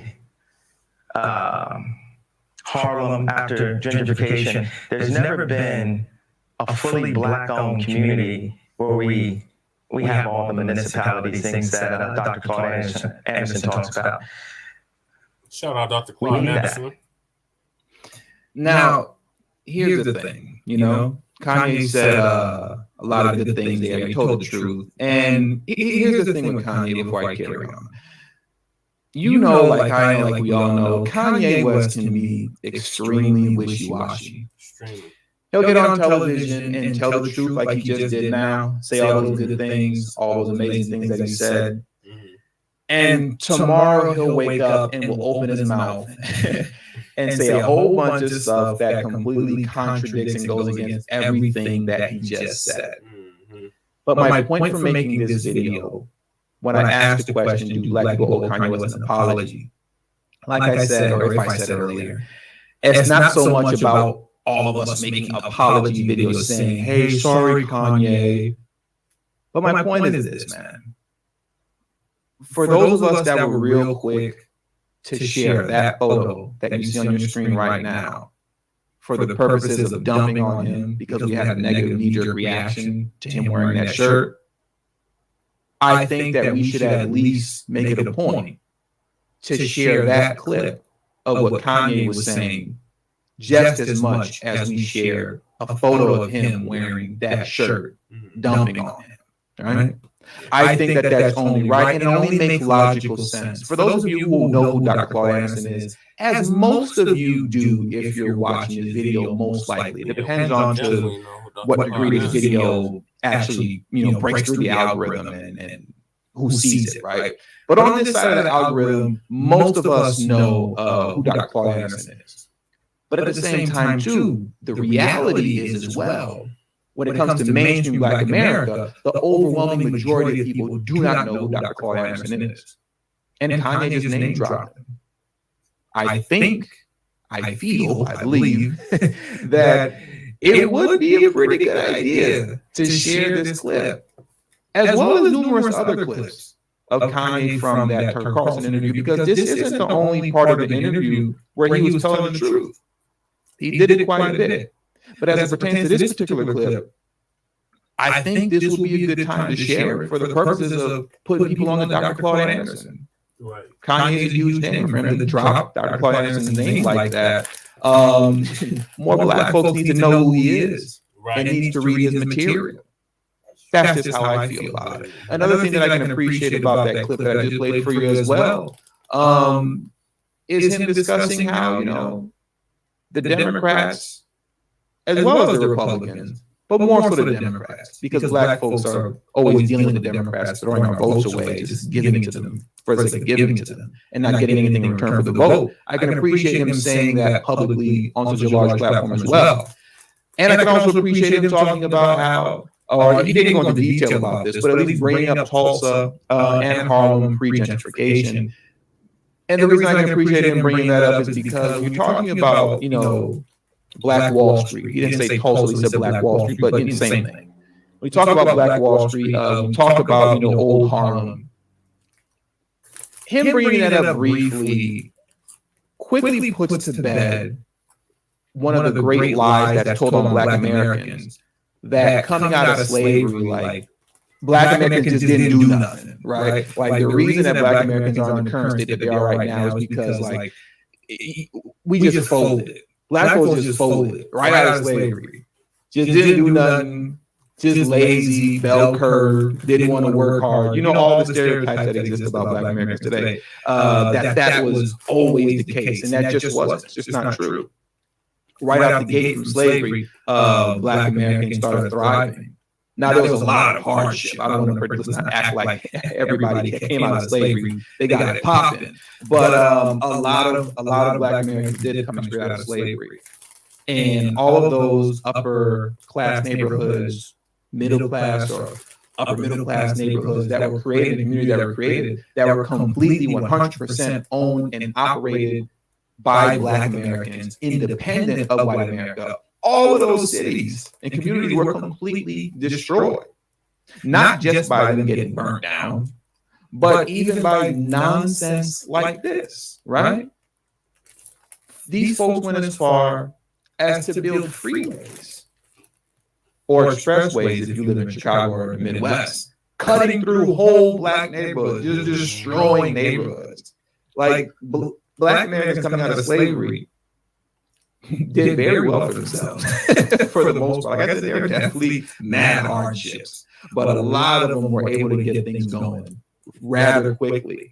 But it was always taken and taken and taken and taken and taken and destroyed in some way, shape, or fashion. I mean, imagine waking up tomorrow morning, walking out of your home, and you find out that a whole freeway or expressway system, as you can see right now in front of your screen, is going to be built, running completely through, over, and under your community. This is what happened to Black neighborhoods all across America, right? So like I said, I appreciated Kanye bringing those two examples up, because he puts to bed, without going into too much detail, the fact that, you know, the lie that Black Americans out of slavery just folded. They immediately just folded and just never did nothing. It's just a lie. It's a lie. So, you know, I'm not going to sit here and beat a dead horse, but like I stated earlier, at least I can admit that I jumped the gun in my last live stream.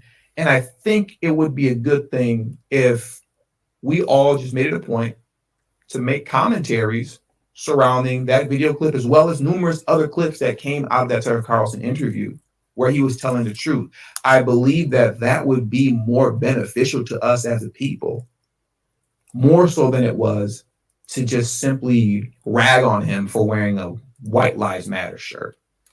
And I also will issue out a challenge in closing to all the conservatives that were so quick to troll Black Americans and make fun of them for Kanye wearing a White Lives Matter shirt, especially the Black conservatives, like the Officer Tatums of the world, right? For those of you that were quick to make videos showing that with this as having this as a thumbnail saying, "Oh, you guys are mad. Black folks are mad. Why you mad? Oh, ho, ho, ho, ho. You mad? Why you mad? Kanye triggers everybody. Ho, ho, ho." Well, why don't you share those clips as well? I bet you won't do that, will you? No. You won't share those clips of Kanye on Fox News, especially the one that I just played. You won't do that because it's too black, and that'll mess your pockets up. Won't it, Officer Tatum? It'll mess your pockets up. Your majority non-black audience won't like that too much, will they? See, that's the problem with a lot of these conservatives, particularly black conservatives like Officer Tatum. I'm only going to speak on this very quickly, and then I'm going to keep it pushing and end this video. In my last video, the Ice Cube one, I made reference to Larry Elder, Candice Owens, and Officer Tatum. And, you know, in short, I spoke about how these are the type of black conservatives that only open their mouth to speak negatively against and about Black Americans. These people do not speak to Black Americans. They don't do that. They talk about them to their majority non-Black audience. I don't respect that, and I don't respect them. I just wanted to make that quick point because in my last video, there were some people in the comment section that were, you know, they didn't like my stance on Officer Tatum and Larry Elder and Candice Owens, and I just wanted to take a moment to quadruple down on my sentiments on them. I don't respect that. And I would love to see you all, like I said, you were just as quick as we were on this side to have something to say. But the only difference is that you were quick to take this photo so that you can troll and make fun of Black Americans and laugh at them. Well, why don't you take that clip that I just played and speak on that? I'm sure you'll find some way to spin it into something negative about Black people because that's how you make your money. But I'm not going to go on a tangent. I'm already going on a tangent. So I'll pretty much shut this video down right here, right now. Like I said, I don't want to hold you guys up for too long. You get the gist of everything that I'm trying to say. But I'll say it one more time in closing. I think it will be very beneficial for all of us who made videos and comments about Kanye wearing that shirt and ragging on him. You know, you don't even got to admit that you jumped the gun. Just take the clips from that Tucker Carlson interview and do commentaries about that to get the word out on brothers like Dr. Claude Anderson. You know what I'm saying? I think that would be very useful and very helpful. So with all that being said, that is for today's video. Please make sure you hit that subscribe button as well as the bell notification next to the subscribe button so you'll be notified whenever I release a new video. All social media links will be pinned in the comment section below. Please make sure you text TD Hip Hop to number 33222. That's TD Hip Hop to number 33222. That way you'll get a direct text notification whenever I release a new video, but it also serves as a protection plan for myself in case YouTube ever gives this channel the axe. I'll be able to send you a direct link to where you can. All right. So what are your thoughts, Lady Trey? Well, yeah, I mean, when I posted the video, I was like, I didn't even see the Tucker Carlson video till today, and then I posted TD Hip Hop's video. Yeah, I posted that as my response. I'm glad Kanye's in the loop with Dr. Claude Anderson. Just when you think he wasn't paying attention, yes, he is. I watched the interview, and what the interview pretty much made sense, I guess, in the way he put it on his stance of why he wore that shirt. And if you listen to his response and you actually think about it logically, it kind of does make sense. You know, just like us with the White Lives Matter buttons, you know, it's true. Their lives fucking matter because evidently they get away with everything. So, and whatever his response was, I don't want to quote it. I think you should just watch the interview.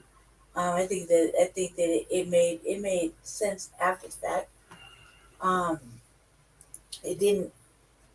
You can kind of see he's still struggling with his life. So, you know, you gotta siphon through the responses. But yeah, I wouldn't say, but either way, it was a shock to everybody's system. I don't think anyone's seen any video before they saw the picture. So when you see the Okay, picture, well, let's the play the picture video. says, no, okay, yeah, but we got other topics. Oh no, but we should probably play some of the video. Okay. When you saw the picture was jarring. The picture was like, man, what the fuck? Of all things, you know what I mean? Yep, I agree, Jackie. Shout out to Jackie. Yep. Right. Yep, we seen that, and we touched on that on Front Line Blacc News. They're being sued for $10 million. Right. Okay, so we're gonna play the Kanye West, Tucker the Sucker Carlson's interview. The whole thing. It's only like 12 minutes.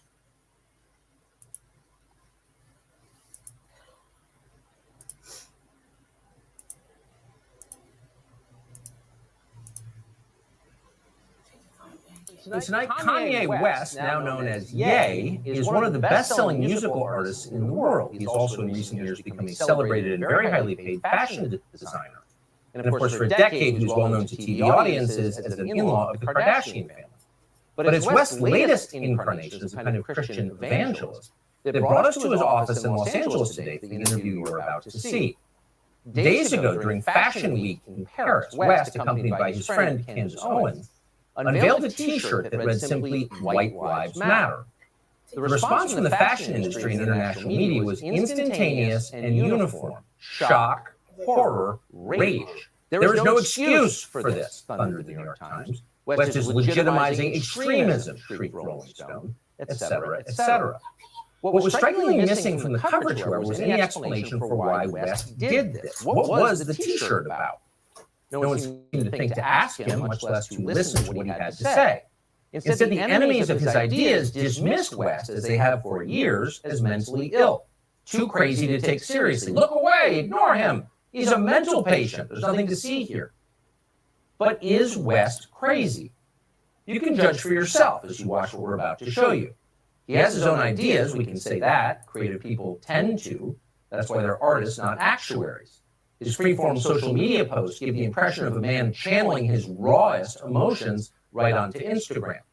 The effect can be jarring and is often used as ammunition against him in the battle for influence over the minds of America's young people, and that battle is intense. But crazy?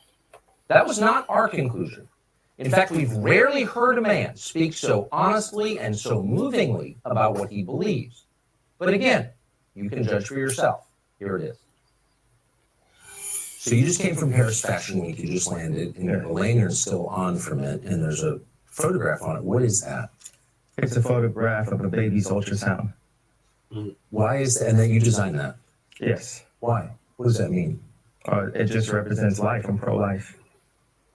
Well, so you wear it on a badge. What kind of response do you get? And good, amen. I agree. I don't care about people's responses. I care about the fact that there's more Black babies being aborted than born in New York City at this point. That 50% of Black death in America is abortion. So I really don't care about people's responses. I perform for an audience of one, and that's God. I'm starting to see why they want to make you be quiet. When did you start to feel this way? When did you start to realize this? I really felt like, I think I started to really feel this need to express myself on another level when Trump was running for office, and I liked him. And every single person in Hollywood, from my ex-wife to my mother-in-law to my manager at that time to, you know, my so-called friends / handlers around me, told me, like, if I said that I liked Trump, that my career would be over, that my life would be over. They said stuff like people get killed for wearing a hat like that. They threatened my life. They basically said that I would be killed for wearing a hat. I had someone call me last night and said anybody wearing a White Lives Matter shirt is going to be greenlit, and that means that they're going to beat them up if they wear it. And I'm like, okay, green light me then. God builds warriors in a different way. I don't know if it's because of me being born in Atlanta and growing up on the south side of Chicago that, he made me for such a time like this. It's like with David, he tended to the sheep, but while he was out there, he had to fight all kinds of animals. So when it was time for Goliath to come, he thought because he was a sheep herder that he didn't have the skill set to take down Goliath. And the thing that I have is the position, I have my heart, but the number one thing is we have God on our side. And for the people, even if you don't believe in God, God believes in you. So you made reference to the White Lives Matter T-shirt, which you brought out at Paris Fashion Week. Yeah. Why did you do that, and what did it mean? I do certain things from a feeling. I just channel the energy. It just feels right. It's using a gut instinct, a connection with God, and just brilliance. Like as if you ask like Tanya Harding how she did the triple flip or the triple spin, she was in so much practice that when it was time for her to skate in a competitive format, it just happened. Like it happened outside the practice. It happened in the real format, and that's what's happening. Is God is like preparing us for the real battles. You're right, Jackie. And we are in a battle with the media. Like the majority of the media has a godless agenda, and the jokes in that work and this whole like, oh yeah, he's crazy and all these things, they don't work because the media has, they've also watched travesties happen, just even specifically to me, and just watch it and act like it wasn't happening, and they stay quiet about it. What are they? I want to answer the white. I feel like someone caught what I was saying, the comparison to Tanya Harding about the White Lives Matter. My dad is an educated ex-Black Panther, and he put a text to me that said, "White Lives Matter, ha ha ha ha ha." And I said, I thought the shirt was a funny shirt. I thought the idea of me wearing it was funny. And I said, Dad, what do you think was funny? He said, just a Black man stating the obvious. And, my dad doesn't listen to rap music, and he's like super educated. We opened up a water distribution center in the Dominican Republic together. He's like my dad is Steve Jobs, but he was getting blocked every which way with all of his ideas, and he didn't have an endless bank account, and he didn't have an Instagram. So all these ideas, he had to like take them back and compress them. Like my dad is the most brilliant person that I know, and we actually have a strained relationship because I was taken from him because my mom was an actress, so she was a liberal, and my dad would see certain things and say, we should do it this way, we should do it that way, and the people got around my mom and pulled her away, much like, Kim is a Christian, I agree, but she has people who want her to go to Interview Magazine and put her ass out while she's a 40-something-year-old multi-billionaire with 4 Black children. And this is how fashion wants to, how they want to present her. So I know you give these questions, and I give you like these 3-part answers. Is this a cool format for you? Yeah, I love it. Okay, cool. And I am following it. All right. So you said that your father said when he saw the shirt White Lives Matter, it's great to see a Black man stating the obvious. So by which I think you meant that's obviously true. Yeah, that's my favorite response, because I kept on thinking like, people, they're looking for an explanation, and people say, well, as an artist, you don't have to give an explanation. Well, that's the whole point. That's the part that I I understood. think that's right. Clearly that So in the answer to why I wrote White Lives Matter on the shirt is because they do. Their lives the obvious matter thing. more, their tears fucking matter more. Why do you think that's so? And I assume the implication is, of course, all lives matter because they're lives, because God created them. Yeah. Why do you think that would be considered controversial? Yeah. It should have said lies. Because That's ego. And the same people that have stripped us of our identity and labeled us as a color have told us what it means to be Black and the vernacular that we're supposed to have. My dad grew up as a military brat, and his family moved around, but they were based mostly in Delaware. And at the time, if they weren't the only Black family, they were one of the few. And he would be discriminated against because he was Black. So by the time he got into college, he would be discriminated against. He went to a Black college, he would be discriminated against because they said he talked too white. Yes. And then he played the kick drum in the band. So when he would go to the club and the music was playing, where would he clap his hands? Where the kick drum is. It was the opposite of where everyone else was clapping their hands. And this is the most elegant and tasteful person that I know. And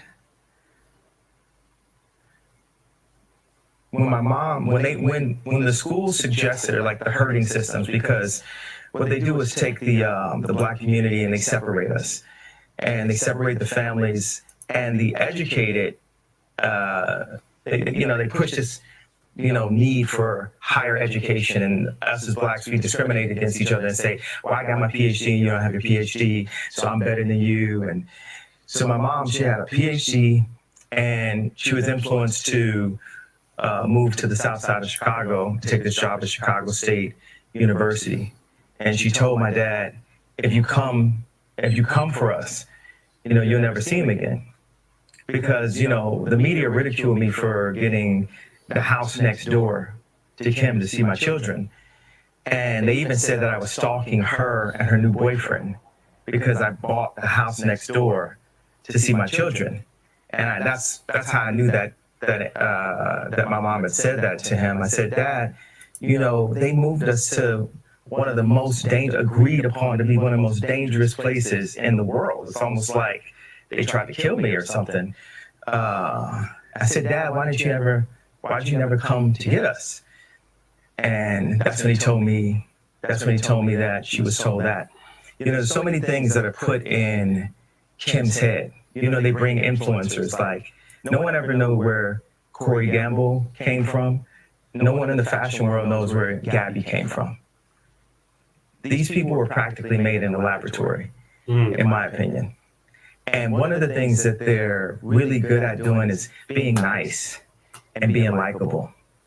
And what they do is, for people that have some form of influence, whether it's an educated Black woman like my mother that became the head of the English department at Chicago State University, or whether it's the most influential white woman on the planet, being my ex-wife, they have people that are around them at all times telling them what to be afraid of.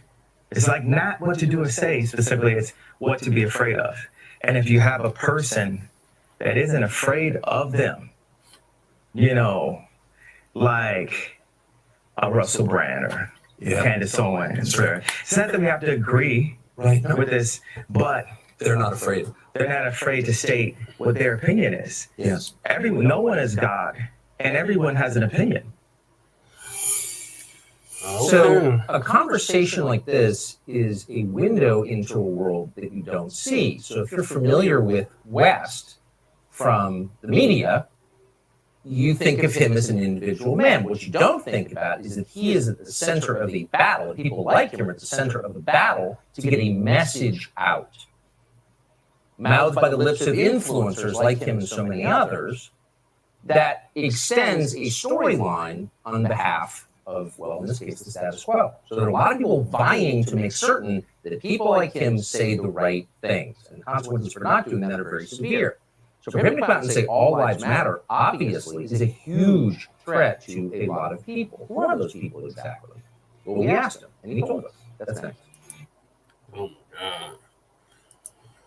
Ooh, okay. What are your thoughts on this, Lady Che? I think the T-shirt was fucking an atrocity. But it makes sense what he's saying. I think he's still struggling with his relationship, and that shows throughout the interview. Uh, I also think that uh, in some aspects he's right. You know, pretty much all I have to say about that. I posted it. Man, that T-shirt fucked me up. So I was like, nah, man, come on, for real. And what I say, I jumped the gun. I would say that the T-shirt came out before the Tucker Carlson interview. Mm-hmm. You know what I mean? And it makes sense. I'm glad to see that he thinks on the same alignment as some of us, even though he was with one of them. You know what I mean? He still thinks along the same alignment. Not everything, but some things, you know. And he said how he liked Trump. You know what I mean? So obviously not a fan of Biden. Um, and I'd be real curious to see what he would think during this midterms, where he would, if he was gonna vote, where his alignment would be. I mean, I would be curious to hear his perspective, you know. And a lot of people don't, you know, they didn't read about Ice Cube's contract to Black America. That was getting a lot of controversy just recently, with some of the uh, divestment ladies. You know what I mean? I would say divestment sisters. You know what I mean? That's pretty much how I would frame it. So I would be very curious to see where his mindset is on this midterms. If he's gonna even vote. Other than that, I thought the shirt was fucked up. And then after listening to it, which said the Tucker Carlson interview came out after the fact, it makes sense. I don't think he was trying to clean it up. I think he was just trying to address the situation. I shared it. Yeah, I did too. Yeah. Okay, so I'm gonna move to our next topic, and that is the 39th annual Hiawatha Davis Senior Luncheon at the Denver Botanical Gardens. But before we go there, we have a comment. Jackie says Ice Cube said we would regret voting for Biden. Yep. He said Biden had no real policies to help black people advance things like fair housing, real police reform, strict immigration policies. Yep. Yeah, I read the contract to Black America. We both did. And there was a lot of really, really good points to it that nobody has really ever addressed when discussing a plan. And I kind of looked at that for a little bit of point reference when we were working on the Paris plan. Mr. Paris's plan, because that was probably the most cohesive plan that dealt with the black agenda in its own way. It was even though he didn't get a lot of a fair response to it, a fair response, and he didn't get a fair shot. He get a fair shot. I do believe that it touched a lot of things that we don't ever address, as far as the politicians don't really ever address. They don't address the sports treatment with our black men and women.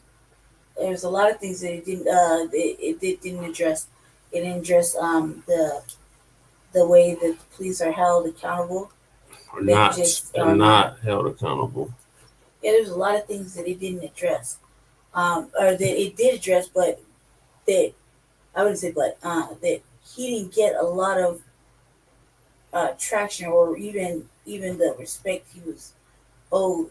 And just watching the latest shit that happened with it recently, with these women attacking it, I didn't feel was remotely fair at all either. The Tiffany Cross Eyes.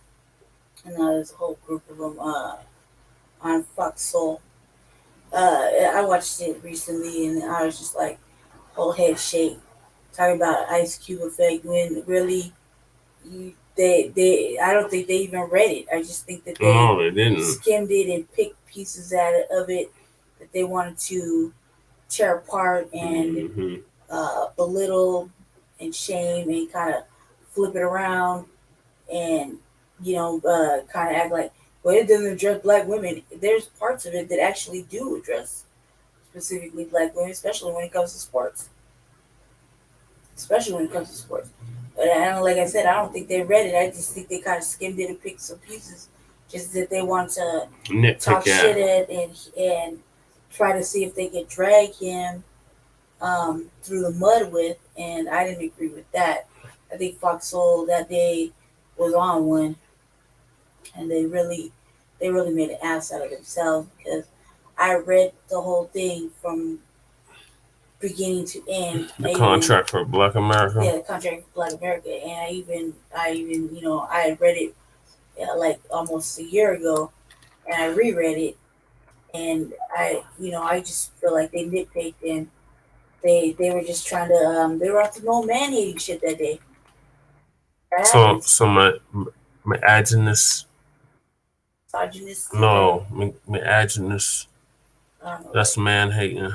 Yeah, just probably that day, and then other days are like, I love the black man.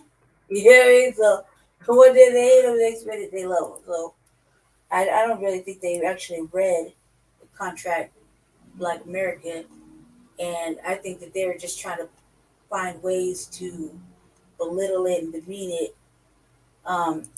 You guys, people don't understand that when you stand up and you decide you want to write some shit like that, that somebody should cut you a break, man. Nobody else did it. There you get to criticize they took it down. What? They took the contract for Black America down. It's saved on the computer. Yeah, but it's not on the website now. But it's saved on the computer. Okay. I saved it, so that's good. But if you go to look it up now, you can't find it. No, but that's a whole separate thing. I saved it because I thought it was something to keep looking at, because I felt like he did a great job for somebody who stood up to the plate. He did a great job. So I dare anybody really criticize somebody that took the time to actually sit down and think about Black Americans and everything that they need, or everything they're not getting, and the treatments they're not getting, and how they're I give him credit for it. I don't think he got enough credit for it. I think that they just even men decided they want to tear him apart. I can understand why he don't want to talk about it as much as he did before. Yep, just an update. This is as of last year. Ice Cube expands contract with Black America to highlight issues facing Black American women in the sports industry. Right. That's what I'm saying. So, I read it. I saved it actually, because it's something good to look at when you're writing up something that's specifically for foundational Black Americans. Kind of need a point of reference, and there's not a lot of written point of reference. And so yeah, I looked at it. I read it and read it and read it, absorbed it, took it in, reread it, and I felt like until you read it, you're always gonna have nothing but ugly judgments and opinions and sarcastic comments. Till you actually sit down and read it word for word and take time to absorb it, you're only gonna think the worst of it. And I think that's what happened with these sisters. I think that they were just they wanted to be on some old ugly shit, and so they were. And I saw the interview.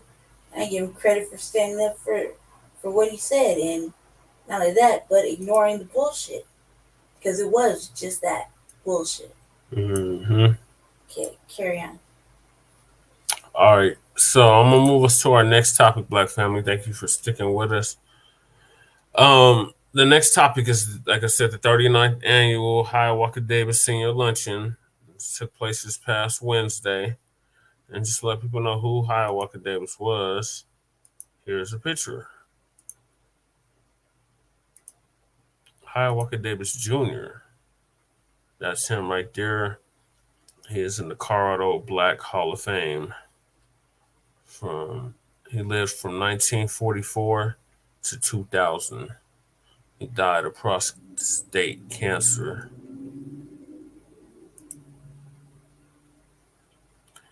And he was born April 30th, 1944. His date of birth or place of birth was Denver, Colorado. His date of death was March 24th, 2000, of prostate cancer. His education came from University of Colorado Boulder, CU Boulder. He had no spouses, unknown. Date of first election to Denver City Council was 1983. His city council terms were 1983 to 1999. He was the councilman for District 8. At that time, it was District 8. Now it's District 9. And here's a little short biography. Though he grew up in Denver during the Vietnam era, Davis worked as a community activist in the San Francisco area. He went on to train Vista volunteers, manage youth centers, and direct the neighborhood programs of Denver Opportunity. He was first elected to the Denver City Council in 1983. Davis helped to create the Police Review Commission and Public Nuisance Ordinance, and he served as an acting executive director of the Denver Housing Authority in 1990. He helped promote several social programs, including services for grandparents who are raising their grandchildren. He resigned from the council in September 1999, 4 months after being elected to his 5th term, to become the director of Mayor Wellington Webb's Office of Human Rights and Community Relations. So there's a little bit on Hiawatha Davis Jr. And now we're going to play a little bit of video from the actual event. Give me 1 second. We'll pull that up. So yeah, we say rest in power to him, because he was definitely a public servant. And he did a lot for the black community here in Denver. Here we go. So we just read. Let's show. Okay, here's some video.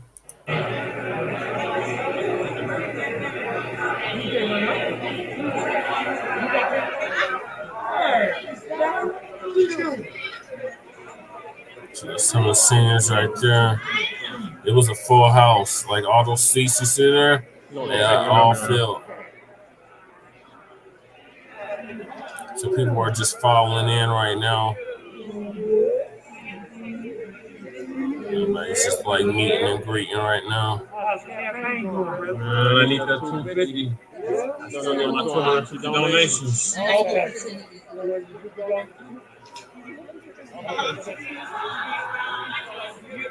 Yeah. And me, don't forget about me. I am.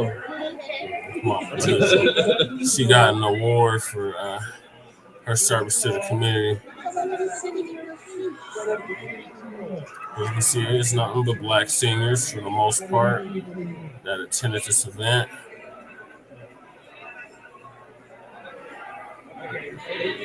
Oh, we can get no name tags, but I got one already. I just noticed some people have name tags. So it was a really good event, Black Fella. No, it's not. So glad I went. It was like first come, first serve.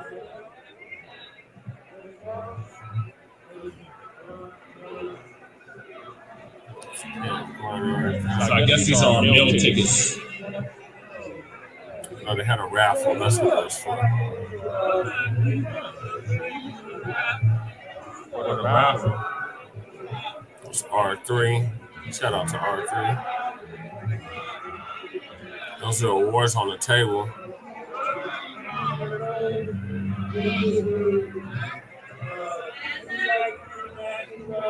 Hey.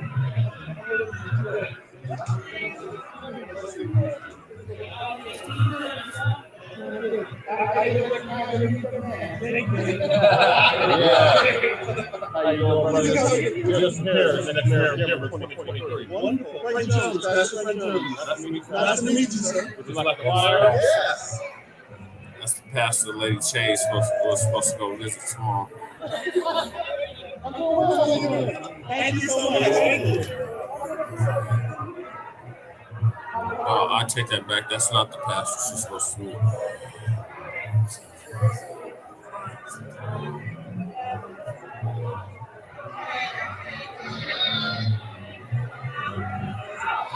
Yeah, so that was the very beginning of it. And we don't have time for me to play the whole video, but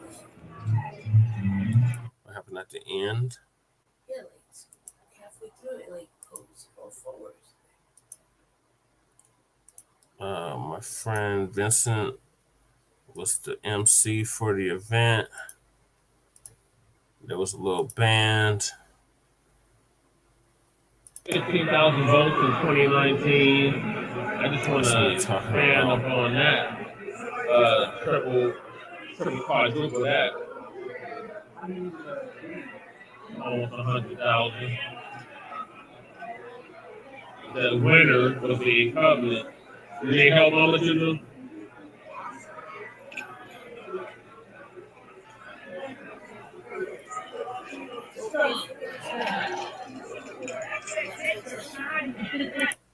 Gilmore. Yeah. Housing Authority in 1990. He helped promote several social programs, including services for grandparents who are raising their grandchildren. He resigned from the council in September 1999, 4 months after being elected to his 5th term to become director of Mayor Wellington Webb's Office of Human Rights and Community Relations. Okay, that's what I just read. And let's hear from Hiawatha Davis. Yeah. Great to see you this morning. And if you recognize and if you come to these throughout the year, you'll notice that we're doing it a little bit different. Yeah. We're holding it outside just as we did last year due to COVID restrictions and Shout out to Vincent. It just feels good. Breathe in fresh One air. Nation. Yes. Doesn't it feel good? Yes. Fresh air? Yeah. It does, man. It does. So here's a few things that you can expect from the program today. We'll be doing some welcoming, some introductions. You'll have some updates from our city council members in attendance. We'll be honoring 2 individuals with the Lifetime Achievement Award. Then we have a raffle, and we'll be giving you instructions for lunch and different resource tables as we come closer to the end of the award ceremony. After that, you can feel welcome to enjoy some music,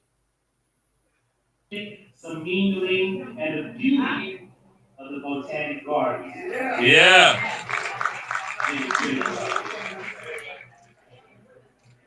I would like to introduce the sponsors of this year's events and welcome to the stage Councilwoman Candice. Yeah.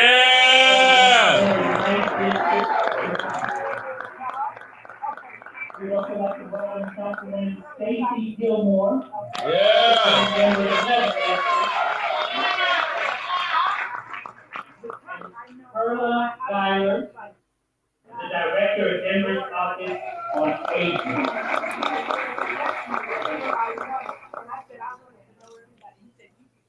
Thank you all for being here. Already, let's look at this day. Yeah.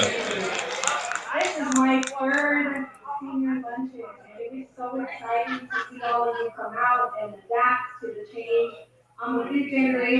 attire. Yeah. It is an honor to represent the district I represent, but I was also raised by my grandparents and my great grandma. So Yes. it is very special for me to have the opportunity every year to honor our elders, to bring people together. And sometimes this is the only real event people are getting out to. And so it is a very special thing to be the place you all come to. So thank you. I will. Shout out to Candice Baca, actually doing the work of the people. She is the one that put this event on. This is not even in her district. The councilman that district that it occurs in hasn't even been attending for the past few years. And before Candy got in office, he was attending just about every luncheon with his boy Albus Brooks. And since Albus is not in anymore, he doesn't even participate anymore. So shame on you, Christopher Columbus Herndon, my councilman. We'll talk more later, but I'm Candice Hiawatha. Yeah.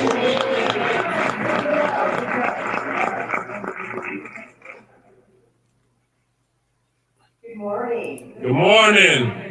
What a beautiful day, and welcome to the 39th Hiawatha Davis Luncheon. This is amazing, 39 years, and such a blessing to see everybody this morning. I know it was a little chilly, but we got the sun out, and hopefully you're able to take some time to walk around the gardens and just appreciate the beauty, and it's so wonderful visiting with all of you. The thing that I really appreciate about our elders are just in normal conversation, you drop some words of wisdom.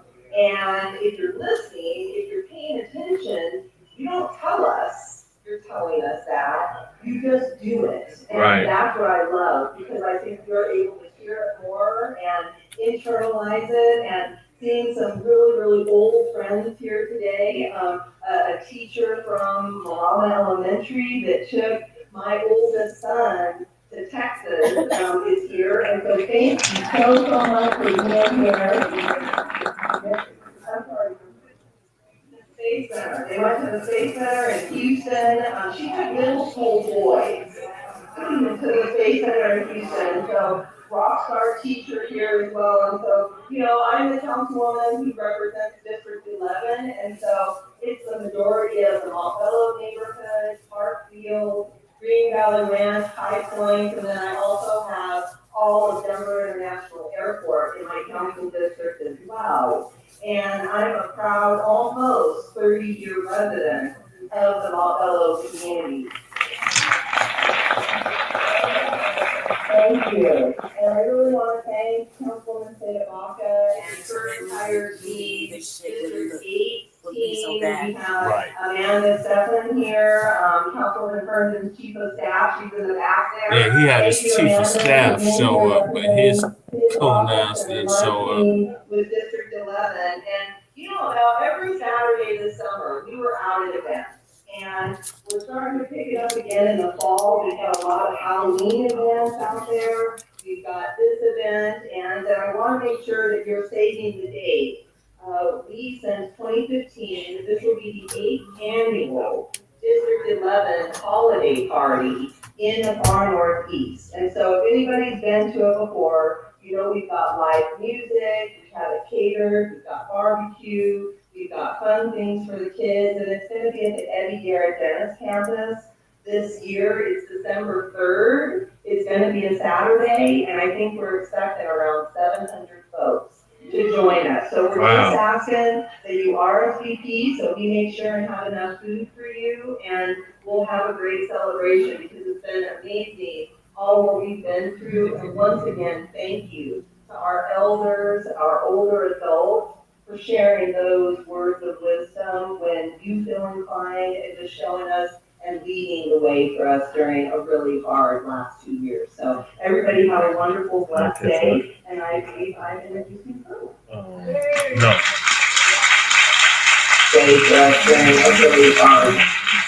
Hello, good morning. It's so wonderful to have you at Denver Botanic Gardens once again. I won't have to say you. I'm Shirley Gaylor. I run the Office on Aging. I've been with the city almost 7 years. And with my sidekick over here. Where's Olga Garcia? Olga is over at the table for Office on Aging. It's just us. It's a lot, but it's small and mighty. Olga is our outreach person with Denver Connect program, and many of you know her because she is out in the community sharing all the information about what the office know her because she is out in the community to all of you that you may not know about, right? Sometimes you just don't know what's out there that can help you. But she's got a plethora of information at her table. We get calls, emails every single day. People need help, and we always find a resource to help our older adults. So we want you to know that we try to call you within 24 hours, and we try to get your problem solved as soon as possible with other department help. So whenever you have an issue, just give us a call, and we'll connect you with the right resource. But I just want to say how grateful we are to have you here this morning. And I want to introduce some people that actually make it happen. Of course, our city council offices of Candice and Councilman Gilmore and Councilman Herndon. We're all planning this event for you today. And then we also have some sponsors that help pay for the catering because, as you know, food is more and more expensive. Mm-hmm. Yeah. We know that coming out here, we want to feed you here, we want to get you some nutritious food, and so we want to introduce a couple of people. I just want to say thank you to them, and then they're going to come out later so in the program. So we want to thank Brooke Plant and Christine Lombardi from Cigna. Thank you, Cigna Partners, for helping with our catering. And also thank Mary Coleman with our Oaks. Thank you, Oak Street Home. They just joined Colorado. They're new to Colorado. So we'll have more to say in the program, but for now we're going to bring back Vincent. I just want you to, listen to what everyone has to say. There's a lot of help out there. That if there's something we're not answering, we're here to support you in any way we can. Please approach us, okay? Thank you.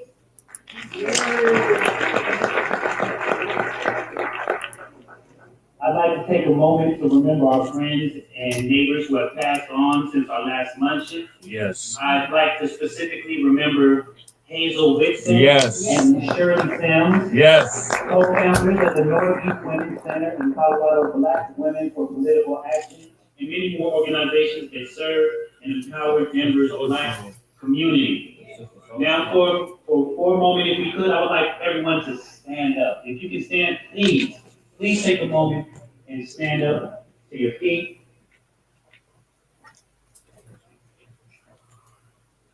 Now, on the count of three, I would like for us to take a 3-second pause of silence for those who are no longer with us and those who could not be here with us today. So on the count of three, we'll take that moment. 1, 2, 3.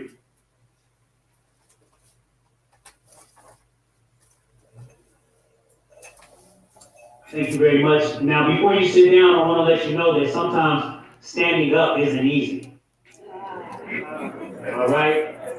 And it's upon all of us to make the choice to stand up and to remember that it is a choice to stand up. And many of the faces that you see here today have stood the test of time. And we are glad that you are standing here today.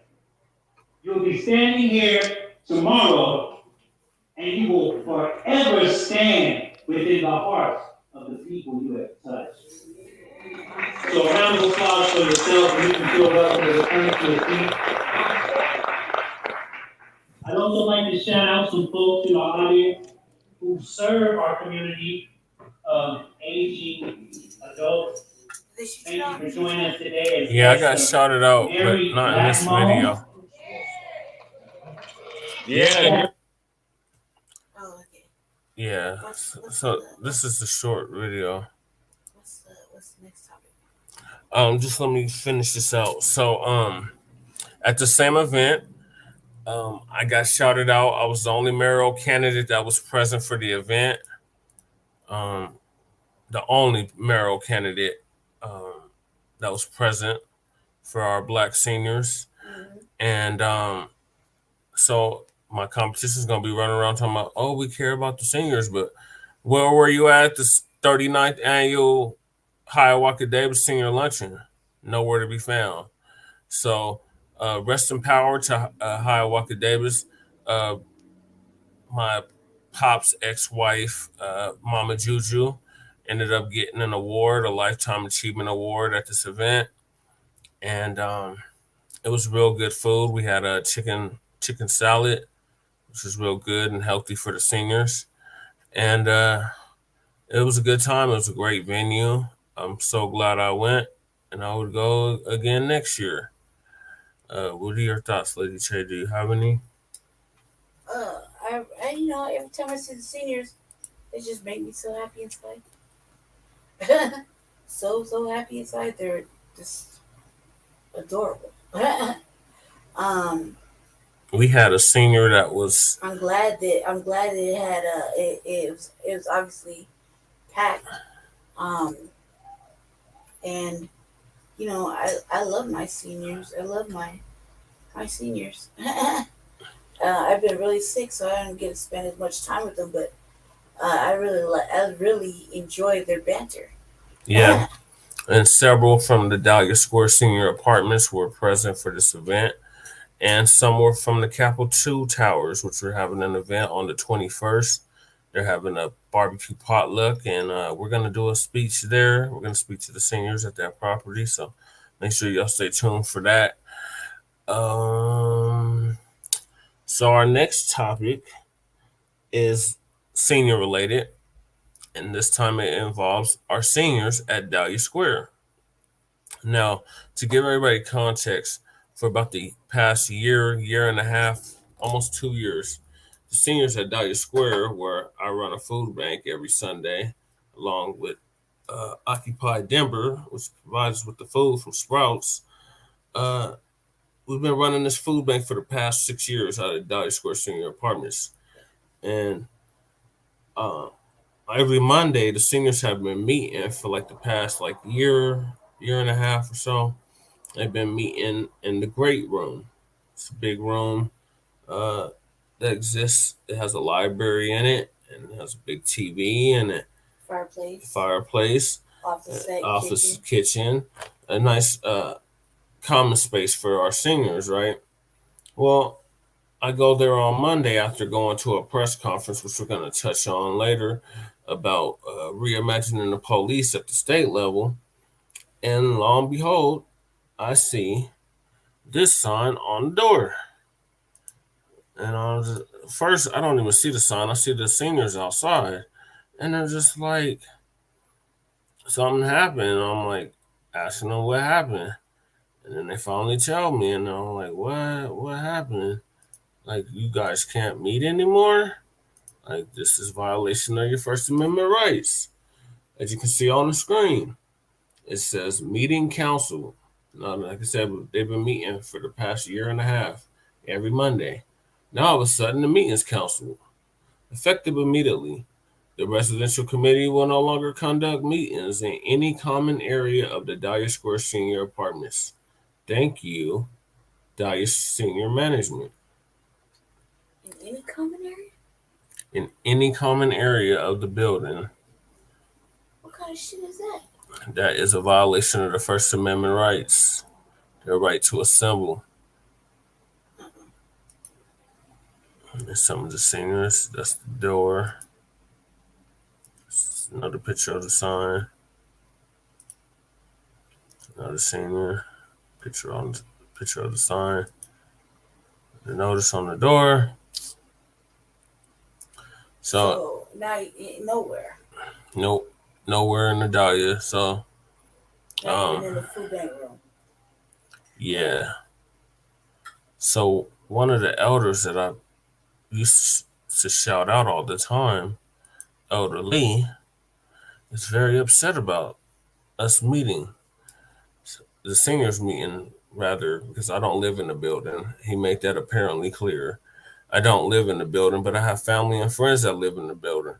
And him and like 30 other seniors signed a letter or something stating that they're upset about the meetings that happen every Monday and they basically want them stopped. So they sent this letter to management, and now this is what management does. Why did the meetings bother them? Because they're scared, because we had a press conference last November or December, excuse me. Last December, we had a press conference where we were drawing attention to the building and issues that some of the seniors, rather, were having with the building. Right. And they got upset about that. The main one was Lee Hawkins. Got upset about that, went and told management what we were up to, and just basically did what house Negroes do. So, and then he has the audacity to get upset when certain seniors call him house. Well, if you're doing stuff like this, trying to undermine us while we're just trying to make things better at the building, then if the shoe fits, wear it, right? So now me and him are not on speaking terms anymore. We have gone our separate ways. Since this week. So I'm no longer dealing with him. I hope this doesn't affect the food bank at the Dahlia Square Senior Apartments because he has the keys to the building. So he unlocks the doors if the doors are locked. So I hope he doesn't keep the craft room locked where we run the food bank, because then the seniors are not going to be able to get free healthy food anymore. And that's just going to upset the balance of everything that's going on over there, because in addition to a food bank that we run at the Dahlia Square Senior Apartments, we also have a community garden that's directly across the street. So it's just very unsettling. But it goes to what TBA always says: don't trust these old niggas, because they don't have our best interests in mind. They don't have the best intentions in mind what they're doing. And I thought, this person was a real good dude, and this is what he turns around and does. So he is the main reason why the seniors are not allowed to meet at the Dahlia Square Senior Apartments. Let him tell us because of us, because we're causing trouble in the building. No, we're just trying to get the seniors' issues addressed that they're having with the building and with management. What do you think, Shay? I hope it blows over. I mean, for the sake of you and Elder Lee's relationship, I hope that come to some sort of conversation. I mean, Jesus, Jesse. I don't think that you can't just. I can't just think it was just him that's involved. It wasn't just him, but he is at the center of it because he's the one that went behind our back, wrote a letter to management talking about nothing is wrong here. I've been here for 10 years. There was plenty wrong with that shit last summer. I mean, they had homeless people in the trash room. It was just. It's not secure. It wasn't secure. And it's still not secure. They stopped the seniors from protecting themselves for a minute. It's just really bad. It's really bad. You just don't want your seniors to live in that kind of shit. Although too, I think that there should come to some sort of discussion, considering that, he's one of your supporters. Yeah. So I think that they should come to some sort of discussion. However, that's not cool. I mean, from the sound of this letter, is don't make no waves.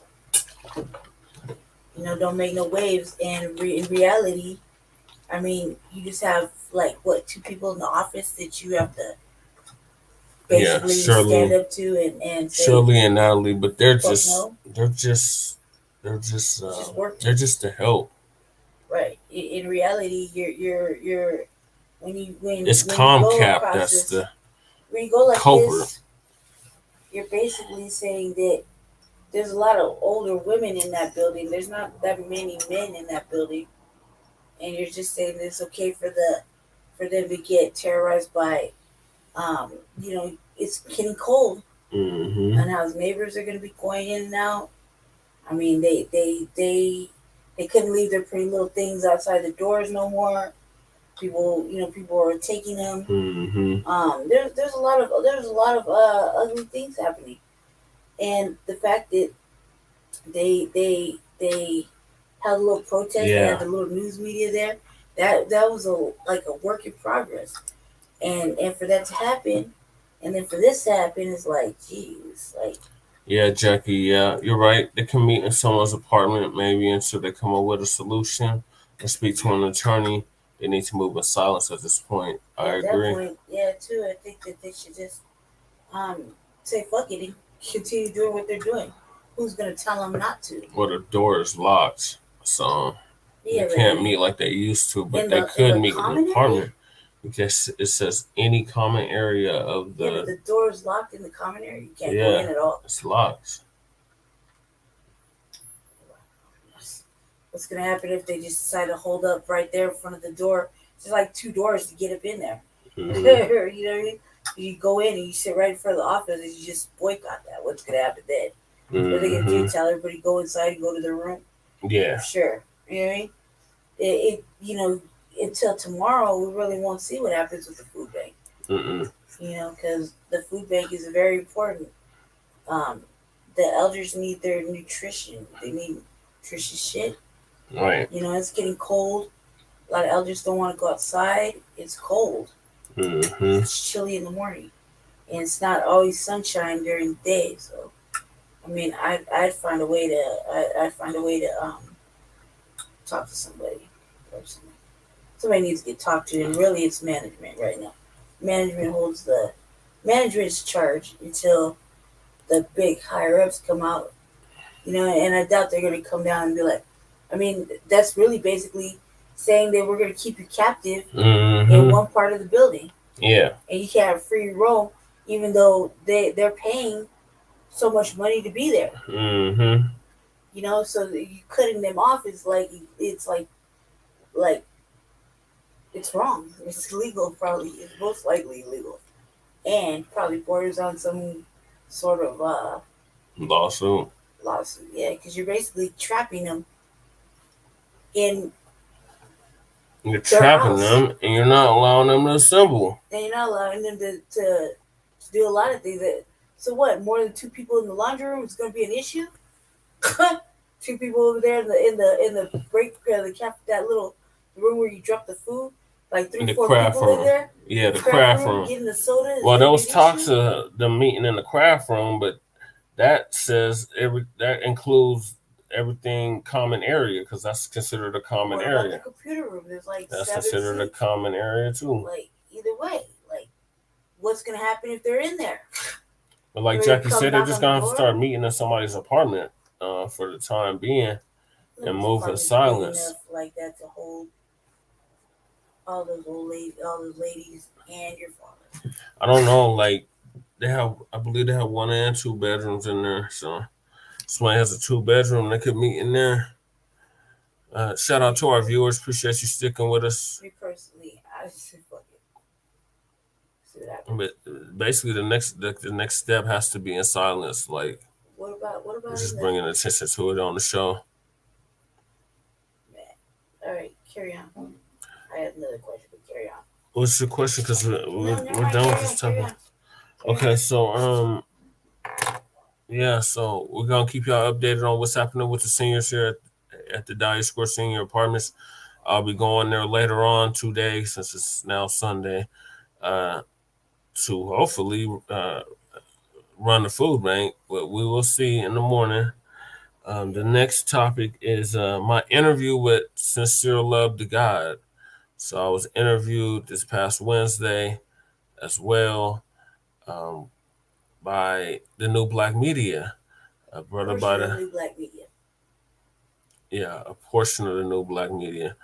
A brother by the name of Sincere Luv Da God, who's a hip hop artist, has a show with a sister named Nicey Girl, and they interviewed me on their podcast, Godcast, and it's streaming on YouTube, Facebook, and Spotify. So make sure y'all check that out. I'm going to play a little bit of the interview, because I definitely can't watch the whole interview, because the whole interview is like almost 2 hours long. So I'm going to play a portion of it, mainly the part where I'm like speaking directly to you, the voters, and asking you for your vote. So where is it? I think it's this one.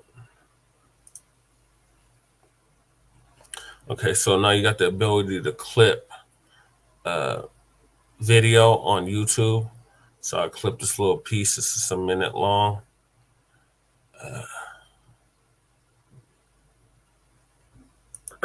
I'm the candidate that can empathize with those that are suffering the most in the city, the vulnerable, the ones that have been forgotten and left behind. I'm a product of Black Panthers, of Garveyites. I am Black first. I've been Black first before it was cool, before it was a thing, before it was popular. And I'm going to do the will of the people. I'm not running for you. I'm running with you. So we're going to do this together. And Team Paris for mayor, is going to get this victory lap. This is going to be a marathon out of the sprint, Black family, like we always say on Front Line Blacc News. But we're going to get our victory lap, Black family. And we need to support candidates such as myself at both the local, state, and federal level across this nation. So I ask for your vote on April 4th, 2023. So there's a little piece right there, a little minute of the interview.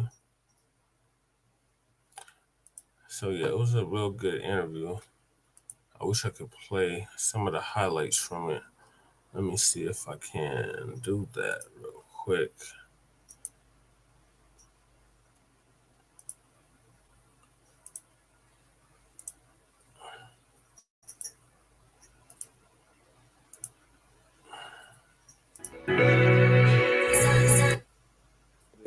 For the video title, it should be Goals, he says.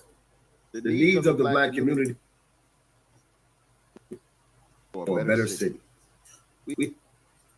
People in Denver, Colorado, replacing the system with one of actual justice. They oh Lord, I am the group. Nigga don't even want to send me nothing. Yes, you do. Okay. That shit finna be all over the West Coast. Right around girl. You can handle your emails, your calendars, your event. What I run at the top, you know what I'm saying? To the Black agenda. Coming to the stage, man. Let y'all know who we got coming to the stage. I'm gonna read from the website. Okay, meet Jesse LaShawn Paris, your next mayor of Denver, 23. Changing white supremacy rules to the Black agenda. Being of service to the most vulnerable people in Denver, Colorado. Replacing the system with one of actual justice.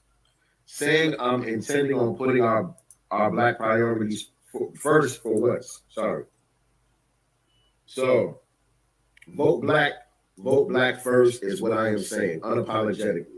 My opposing fan base in the same skin and in the same community as I would say, I am playing a very provocative game of identity politics. I am not. I just wonder what's wrong with my people. Why are they so uncomfortable? No, why are they so comfortable with crumbs and pacifying acts of symbolism?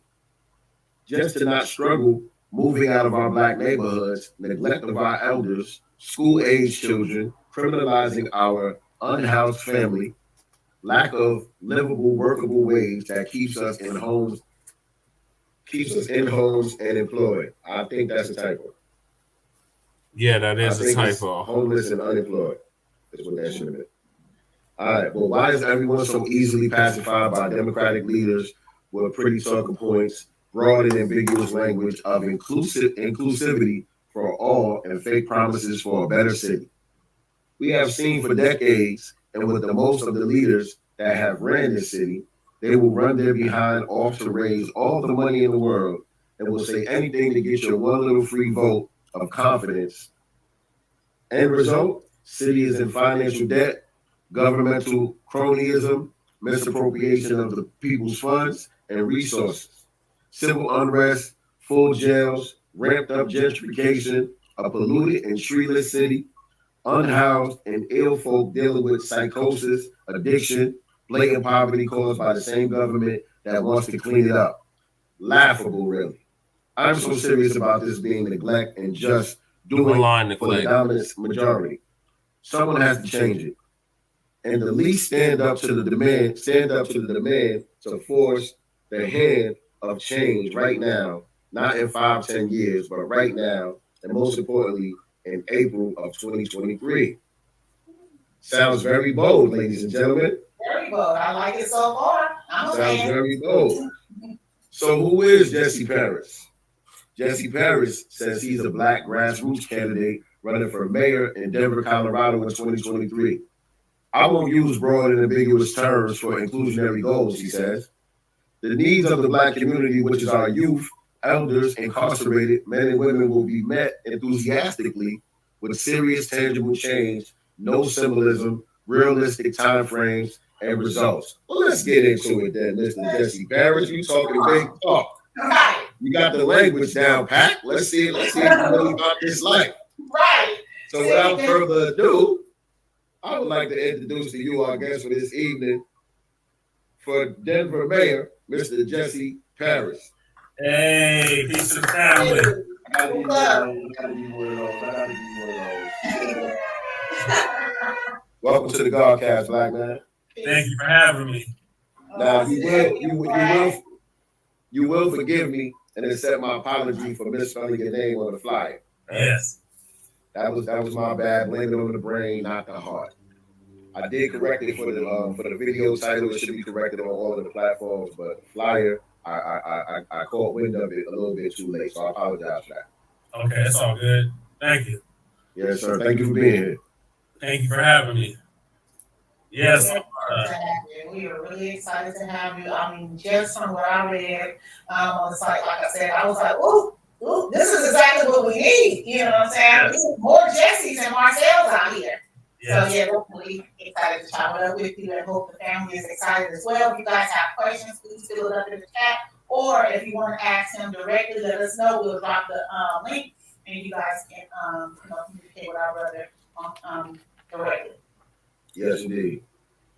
Yes, indeed. And so you're no stranger to the show. You're no stranger to the platform. You know how we do things around here. So who is Jesse Paris, man? Let us get that origin story. Jesse Paris is a Black grassroots candidate that's from Denver, Colorado. He is a community activist, a community organizer, and a revolutionary. And I'm running for Denver mayor in 2023. I want to bring radical, revolutionary change to the city. I want to put Black people first, our issues first, our needs first. That is something that has been lacking in politics for a very long time. So I am one of the B1 brigadiers. I've been tuned in, on code with everything that the new Black media has been saying for at least 5 years now. I'm also a scholar in Newly Fuller. I have his books. So I'm on code and I'm codified. Yes, sir. And so when did you decide that it was time for you to get involved politically and go ahead and run for mayor of your city out there? Are you from Denver? Yes, I'm born and raised in Northeast Denver, in a section of town known as the East Side, and another section of the town known as Park Hill. And those are predominantly, at one time, they were predominantly Black communities and neighborhoods. Now they've been gentrified. And what got me into politics was my revolutionary father by the name of Chairman Sekou. He was one of the founders of the Black Panther Party here in Denver, Colorado back in the 1960s. And he ran for mayor a few times. So I got to see how the process works. But he's the one that got me involved in the politics, because prior to that, I wasn't trying to do with politics at all. The catalyst for me that set me off with the activism was after Trayvon Martin got killed. That set me off and set me on this course that I've been on for 10 years now. Is this your first time running? No, this is actually my second time running. The first time I ran for city council at large of Denver. I got almost 15,000 votes with no money, no media recognition, none of that. I was just present at all of the meetings, the city council meetings, wherever there was a camera, I tried to be there to get my face out there and get my name known. And talk more about that experience, running for office. What did you learn? You know what I'm saying? That time around that will benefit you this time around.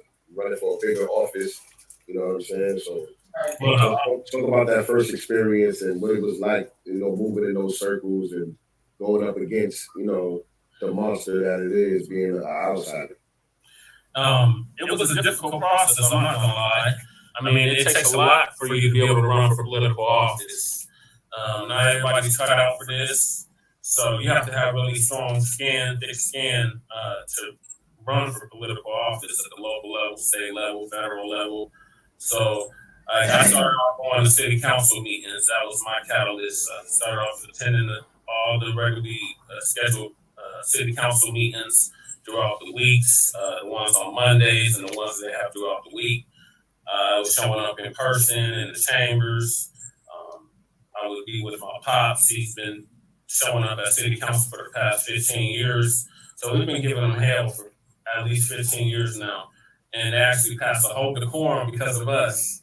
So they have stuff where you can't say stuff, you can't say certain words, you can't, you have to address the council as a whole. There's a lot of stuff that goes into it, but basically we made a mark on them and now they're scared. In 2020, we actually took over the chambers, an organization called Party for Socialism and Liberation took over the chambers on the 1 year anniversary of George Floyd's death. It was right after George Floyd got killed at the hands of Derek Chauvin. So, I mean, Denver had protests out of this world. There were protests all over this country, if y'all recall. And Denver was at the forefront of a lot of those protests. So I was at majority, I wouldn't say all the protests, but I was at majority of them. And right, what do you mean by took over the chambers and who's we? So we was the people, and this organization called People Party for Liberation and Socialism, or PSL. Them and several members of the community that were already protesting already came to the council chambers and said, no more business as usual. We're not going to do this. We're not going to do this business as usual anymore. So they literally took over the chambers, took over the mic, took over the stand. People were passed out on the floor.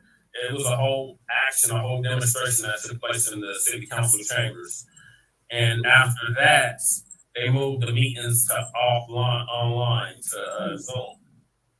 And then their excuse for doing it was COVID. But we know the real reason why they did it. Right. Question for you. Go ahead. I was gonna say, so it sounded like it was some real shit. And I know fake getting fake arrested and all of that type of shit going on for the cameras and all that. Because we didn't even see it. Yeah, that's what I was surprised it didn't go viral. Like. Yeah, I'm surprised it didn't go viral, but everybody here in Denver know about it. Because I mean, I'm a regular city council. I'm there every week. I've been telling them since 2019 I'm going to be the next mayor of Denver. So facts. Documented. It didn't come as a surprise. But getting back to the at large, so when I was running for at large, I wasn't fully on the Black First agenda. I was, but I wasn't. Like I still included brown people or so-called brown people in the mix, or so-called people of color. I've since do not use that language anymore. I'm not inclusive. I'm for Black people first, period. And when I say I'm Black first, they automatically assume, well, you're just Black only. No, I'm for others too, but I'm for our people first. Our people are the ones that need to be prioritized. Our people are the ones whose needs to be met. And we are in a state of emergency, and none of these politicians seem to care because they're too busy hobnobbing and shaking bowls with the opposition. Right, I agree. So we know how our people are as well. You know, Black people have this tradition, I guess, if you will, of voting blue, no matter who.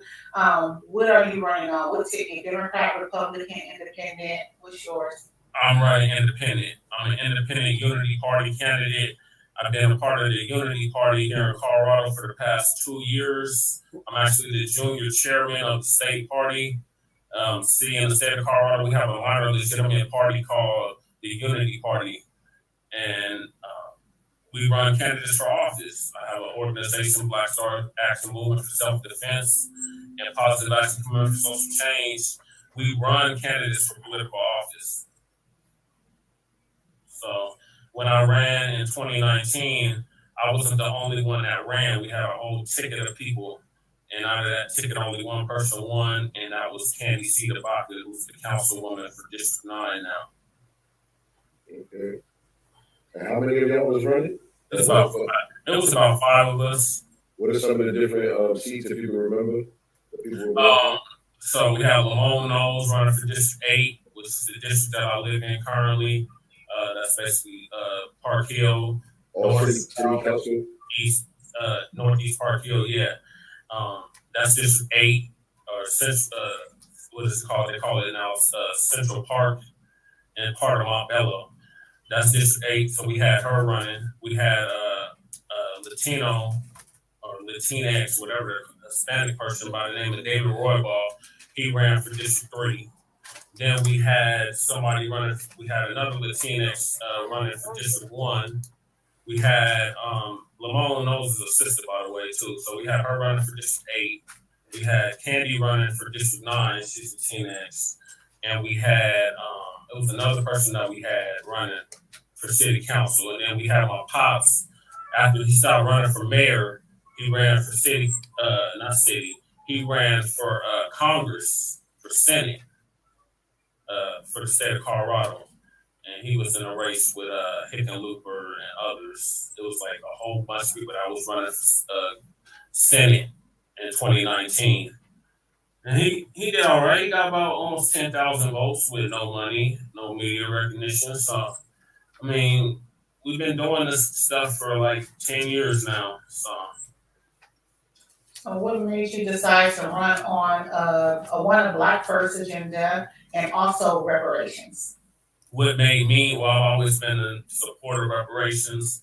I've always said that we needed our 40 acres and a mule even before I started tuning into the new Black media, because I'm a product of Panther, because my family is Panthers and Garveyites. So I was instilled with Black First before it was cool, before it was trendy, before it was a thing. So I've always had that ideology, if you will, that I'm going to put Black people first. And the reason why I decided to run for mayor is because in 2012, the city passed this thing called the urban camping ban. Now, the urban camping ban makes it illegal for you to survive on the streets of Denver. You could be arrested, ticketed, or harassed just for covering yourself with a tent, a tarp, a sleeping bag. Anything besides your own clothing is deemed illegal in the city and county of Denver. And myself, I'm the only candidate that's running for mayor or even city council for that matter in this election cycle that was unhoused under this current ordinance, which is the urban camping ban. So I joined an organization called Denver Homeless Out Loud. I was part of that organization for like 7 years. We fought adamantly to get that camping ban off of the books. We ran state house bills for 4 years straight. They called them the Right to Rest Acts. We partnered with groups out of California, Oregon, and Washington called WRAP, Western Regional Advocacy Project, which is based out of San Francisco, California. And we used to take trips every year to San Francisco for the face-to-face we would have with the other groups that encompass it, WRAP. So we, in 2019, when I ran for city council at large, we ran a ballot initiative, which was Initiative 300. We got 900 signatures to get it on the ballot. And we turned them in October 2018. And we had a big ceremony when we turned them in. There's plenty of pictures. I was in the paper behind it, all kinds of stuff, right? So while I'm running for city council at large, I'm also promoting Initiative 300. Now, they waged an all-out campaign against Initiative 300. They said that no on 300, but we can do better, is what they kept saying. They had ads, TV commercials. These people called Together Denver, raised $2.5 million to oppose Initiative 300. What was 300, by the way? 300, Initiative 300 was the Right to Survive initiative. And basically what it was going to do was going to give people that were on the streets, such as myself, because at one point I was on the streets, the basic rights that people with homes would have, the rights to privacy, the rights to dignity, the rights to your stuff, your whatever you have, right? So the city's been doing these sweeps. They call them cleanups, but they're sweeps. And they've been ramping up the amount of sweeps that they've been doing. So me and my lady, who helped draft everything that she read, we've been attending the sweeps. That's been a ritual of ours. Every week we would go to a sweep. We would film the sweep. We would yell at the police. Whatever are you doing is, these people have nowhere to go. Where do you expect people to move along to? Our whole saying that Denver Homeless Out Loud was move along to where? Where do you want people to move along to? Because they have this idea of out of sight, out of mind. Oh, we don't want to see visible poverty. Well, you need to create a city where people can afford to live. This has become a high income city. You have to have high income to afford to live here. And I want to make it where this city has a heart. So not only am I the Black grassroots candidate, the pro-Black candidate, that's for Black people first, I'm also the candidate with a heart. Because I've been there. I've been through that struggle. I know what it's like to not know where you're going to sleep night to night, day to day, where you're going to get food from day to day. I'm the only candidate that's actually fed the unhoused, clothed the unhoused, housed the unhoused. So, like, I'm not talking about what I'm going to do. I'm talking about what I've already been doing. Before I even ran for city council at large, I was doing this work. Exactly. Housing is a human right. I believe in that. Right. Can I add to this the percentage of the homelessness there that are Black? And I'm sure that the percentage for me is a lot greater than any, but because here in California it's like 56%. Yeah, it's up there. It's definitely up there. But see, we don't get an accurate count because how they go about counting it is this point in time count, where they go out for like a day or two. They have volunteers go out and survey the triangle. Basically, it's shaped like a triangle diagonally on a map. If you were to look at Denver, you would see an area called the triangle, right? So that's where all the houses and services are located. Coalition for the Homeless is located here. Samaritan House is located there. Jesus Saves, which we call unsaved because it's not saving nobody. They actually recently caught fire. And the Unsamaritan House because it's not Samaritan. Those four alone fought against Initiative 300, said that we can do better. So every week I tell them, well, you said that we can do better. Well, we're not doing better. We're doing worse. The sweeps continue. You're not housing people. The current mayor claims that he housed over 13,000 people in 10 years. But me and my lady are out on the streets every day, and we see the same people out on the streets. But to your question, honestly, bro, I would say it's like 40% Black that are unhoused on the streets of Denver. But we don't get an accurate count because they say, oh, it's only 6,000 people that are out on the streets. But they're not counting people that's living in their cars. They're not counting people that's living in couch surfing, living pillar to post, living in motels, hotels. They're not counting that. So what they're counting is the chronically homeless, the people that have been on the streets for 5, 10 years plus.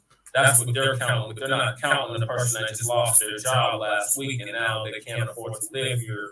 They can't make rent. So now their landlord has evicted them. Or they've had a slumlord where they had issues with their apartment and the slumlord won't fix them. So then they refuse rent and they get put out. I've been in that same situation. Crazy. And I know it snows in Colorado, right? So with that ordinance, how are they going to tell these people you can't lay here or have a tent here and it's one of them snowing, it's winter or something like that? Like, that's crazy. It is. And we're one of the cold weather cities. It gets cold here. Like 6 months out of the year, it is cold. At least 6 months out of the year, it's cold here. So we're going into that season right now. So it's already starting to get colder. So we've been out at sweeps where they're sweeping people in a blizzard. I've never seen them sweep people in a blizzard. I've seen them take people's tarps, sleeping bags, blankets, all of that stuff, throw them in the trash. There was actually a black man by the name of Jerry Burton. He used to be part of my organization, Never Homeless Out Loud. And he's a Marine veteran. And he went out and created his own camp. And he called it Jerryville. So we call him the mayor of Jerryville. So shout out to Jerry. Because he was actually the catalyst for the tiny home villages that have recently sprung up. He was the catalyst for the safe outdoor camps that have just recently sprung up, and a slew of other things. But as any white liberal organization, they will not give Black people credit. But they want us to do all the work, but they don't want to give us the credit for the work. They want to take the credit for it. So, okay. So I'm going to stop it there, Black family. If you want to watch the rest of the interview, it is definitely on YouTube. Just go to Sincere Luv Da God Cast on YouTube, and you can watch the video. Also, it's on Facebook under Sincere Luv Da God, and it's on Spotify under Sincere Luv Da God Cast, the Black Business Showcase. And where else? And your pages. And on my Facebook pages, yes, of course. So yeah, make sure y'all check that out, definitely. I'm gonna move us on to our next topic, which is Lady Che's favorite topic, or one of them, and that is Darrell Brooks Jr. trial begins. Can you share the screen? Yes, hold on, babe. All right, family. Let me share the screen. I have the. Huh? Do you already have it pulled up? Yeah. Okay.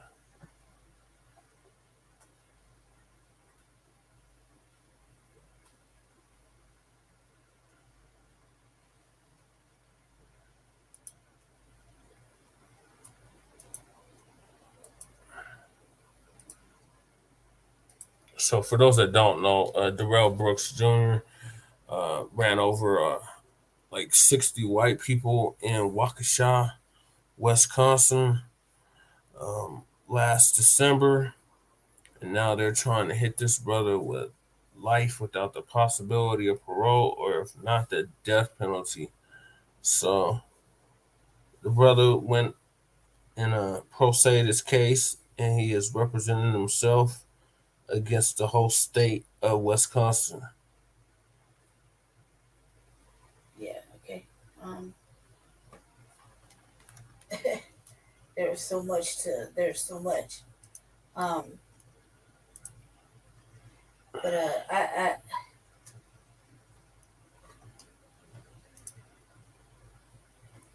he's back in court. I guess he had court this week. Mm-hmm. And yeah, he had trial. Started trial this week. Yeah, started trial. And we're just gonna check out a couple little things. I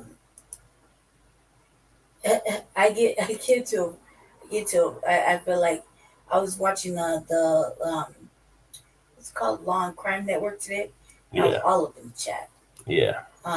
Just because they white people are shit. Are you able to pull it up, or do you want me to I pull it up? pulled it up, but I ain't got no sound. I don't see anything. I ain't got no sound. Can't see it? Just send it to me in Messenger, the link. I don't see anything. I see us. All right.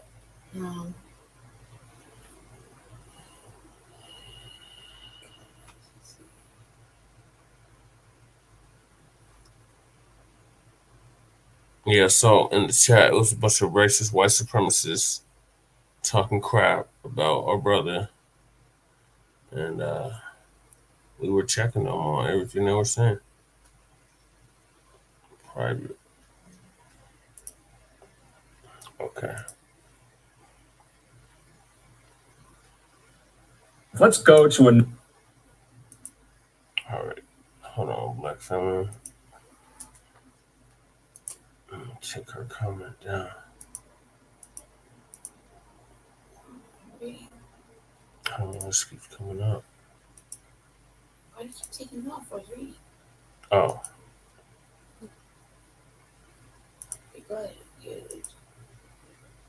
It's from Live Now from Fox. Don't give us crap because it's Fox. Another major story that we are following as well out of the Milwaukee area, Waukesha, Wisconsin, to be specific. Of course, jury selection began today in the trial of Darrell Brooks Jr. You know that name because he drove his red SUV into that Christmas parade last November in Waukesha, killing 6 people, injuring so many others. We're being joined right now by Fox 6's Sam Kramer, who is in court today. Sam, good to see you. What did you learn and who did you speak with? And are they anywhere near seating this jury? Hi there, Andrew. Thanks for having us tonight. It's an eventful day that really is supposed to be a procedural day here in Waukesha. They summoned more than 300 people all the way back to April, knowing that the publicity and really the impact of what happened last November is felt all throughout Waukesha County. What was supposed to be, again, a procedural day had a lot of hiccups along the way. We counted at least 11 pauses because of outbursts from Darrell Brooks, who is representing himself in this trial, preventing jury selection from actually starting until the afternoon. Today, they only interviewed about 41 potential jurors. 7 of them have already been struck. Now, to be clear, Judge Jennifer Doro set a decorum order. She limited what we could say, what we can actually record video of, even audio of during this jury selection process. We cannot share with you the details as far as the questions that were asked to these prospective jurors or even the responses. But again, what we can say about today is that it was eventful. After a morning marred with interruptions. I'm not a child. I don't need to be put in a holding cell until cooler heads prevail. The efforts by Mr. Brooks over the last few hearings has been nothing but an attempt by him to delay, at times to make a mockery of our justice system. It is a Jury joke. selection in the murder trial of Darrell Brooks eventually began around 2:45 Monday afternoon, with Brooks, who is representing himself, seated at the defense table in the courtroom next door. Again, Mr. Brooks, I absolutely want you present in the courtroom, but that is for you to decide at this point. Judge Jennifer Doro opted to include Brooks through video chat, muting his microphone during the voir dire process. At times, Brooks covered his head with his suit coat and rested his head on the table, which we can't show you due to media restrictions. In a little less than 4 hours, the court questioned 41 potential jurors, striking 7 for cause by the end of the day. Judge Doro says she wants a pool of 36 so that both sides can challenge or remove jurors as needed. So again, they hope that process, prosecutors, even Judge Doro herself said they were hoping to have that jury selected today. Instead, it kicks off again tomorrow at 8:30 Central Time here at the Waukesha County Courthouse behind me. They have about a little more than 60 people coming in tomorrow to go through that exact same questioning process again. The judge said she's looking for an approved pool of 36 people. That way, both sides can strike or challenge certain jurors based upon biases. And a couple things to watch out for tomorrow as well. Just besides from that questioning, the judge will have to rule on a motion from Darrell Brooks, who again is representing himself in the murder trial of Darrell Brooks, who requested each of the 41 prospective jurors interviewed today be struck for cause. But I did speak with the Waukesha County District Attorney Susan Opper after recess, which came quite late into the evening, about 6:30 local time. She said she expects that jury selection process to be finished tomorrow with opening statements to come on Wednesday. Andrew? Sam, give us a sense of some of these disruptions. There were 11 today, you counted. To me, it just seems, how are they going to proceed further without more hiccups? How is he going to stay representing himself if he keeps making these outbursts in court? It seems like it's going to delay it even further. I think they're warranted, actually. Well, it's a valid question. I'll start with this. The judge mentioned she has already blocked off virtually all of the month of October for this to happen. She says that's a reasonable amount of time for jury selection, for all of the arguments, the evidence, opening statements, closing arguments, even jury deliberations to happen within that time. So she's coming into this, expecting that they'll have plenty of time on the books for that. But these instructions were frequent. It was everything from, he was saying he was a sovereign citizen and saying that he didn't have enough time to go through all of the evidence, all of the discovery, after last week deciding to essentially drop his public defenders and represent himself to the point where his actual public defender, who was, again, just dropped last week, was called to the stand today to testify, to say, no, he actually did have access to all this. They even called up the Waukesha County Jail Administrator to say, look, Mr. Brooks had all the time he needed, all the evidence right there. They gave him extra screen time so that he could actually go over some of that e-discovery. So the judge mentioned she thought that this was really kind of a delay tactic, as you heard the story there. So it is going to be something to watch. Toward the end of this, in the jury selection process, they asked Darrell Brooks if he wanted to come back in to the courtroom, and he said no. He was good where he was, and eventually had calmed down and acted much more professionally, to put it one way, in deciding to strike some jurors. So it's just kind of a matter of wait and see. I think the judge, her patience was probably tested today. But we're going to see how this goes forward, and it really dependent upon how he chooses to act, how he chooses to behave, again, at his own murder trial. Yeah, I'm studying that, earlier this year, he entered an insanity plea. He rescinded that insanity plea just last month, and now, without any legal training or backing, he is representing himself on really the most serious charges you could be facing, these murder charges, 76 charges, 6 counts of first-degree homicide. So it will definitely be one to watch. Sam, we will be speaking again, no doubt, there live for us in Milwaukee. Sam, thanks so much. They just want him wiped off the planet. So, and I was just in full defense of, black men should defend themselves. It's a new day, where you get off talking like that. Right. You know what I mean? You're hanging for real? Yeah, they wanted to hang him with a rope. They They said, is it time to get a rope? Yeah, they were like, they were very adamant in the chat, and I was going on. Somebody even had the audacity to ask me what I was on. And I got mad. I was like, I was like, come on, cuz I'm on the fucking fighting racism, white supremacy, and allowing the black man to defend himself. Right. I mean, from an accident. They act like he intentionally just decided to pump off 60, run into 60 motherfuckers and take out 6 of them. And I also pointed out that when white women run over black people, they don't even get probation. Nope. In fact, they'll argue the fucking probation, and the slap on the wrist was too much. I mean, a whole white woman ran over fucking quote unquote Black Lives Matters protesters. Here in Denver. It wasn't here in Denver. It was, the lady in the BMW, she ran over. I don't think it was here in Denver. No, that was her. That was during one of the George Floyd protests. I don't think it was here in Denver. Honestly, I don't think it was here in Denver. Either way, she didn't get shit. She didn't get shit. And not only did she not get shit, she got a really fucking slap on the wrist, and even that was too much for her. So she didn't get shit, but this man fleeing from whatever, he's looking at 70. He's looking at fucking life. They times what, 10, 6, something like that. 76 counts of 76, but I think 6 or 7 of them died.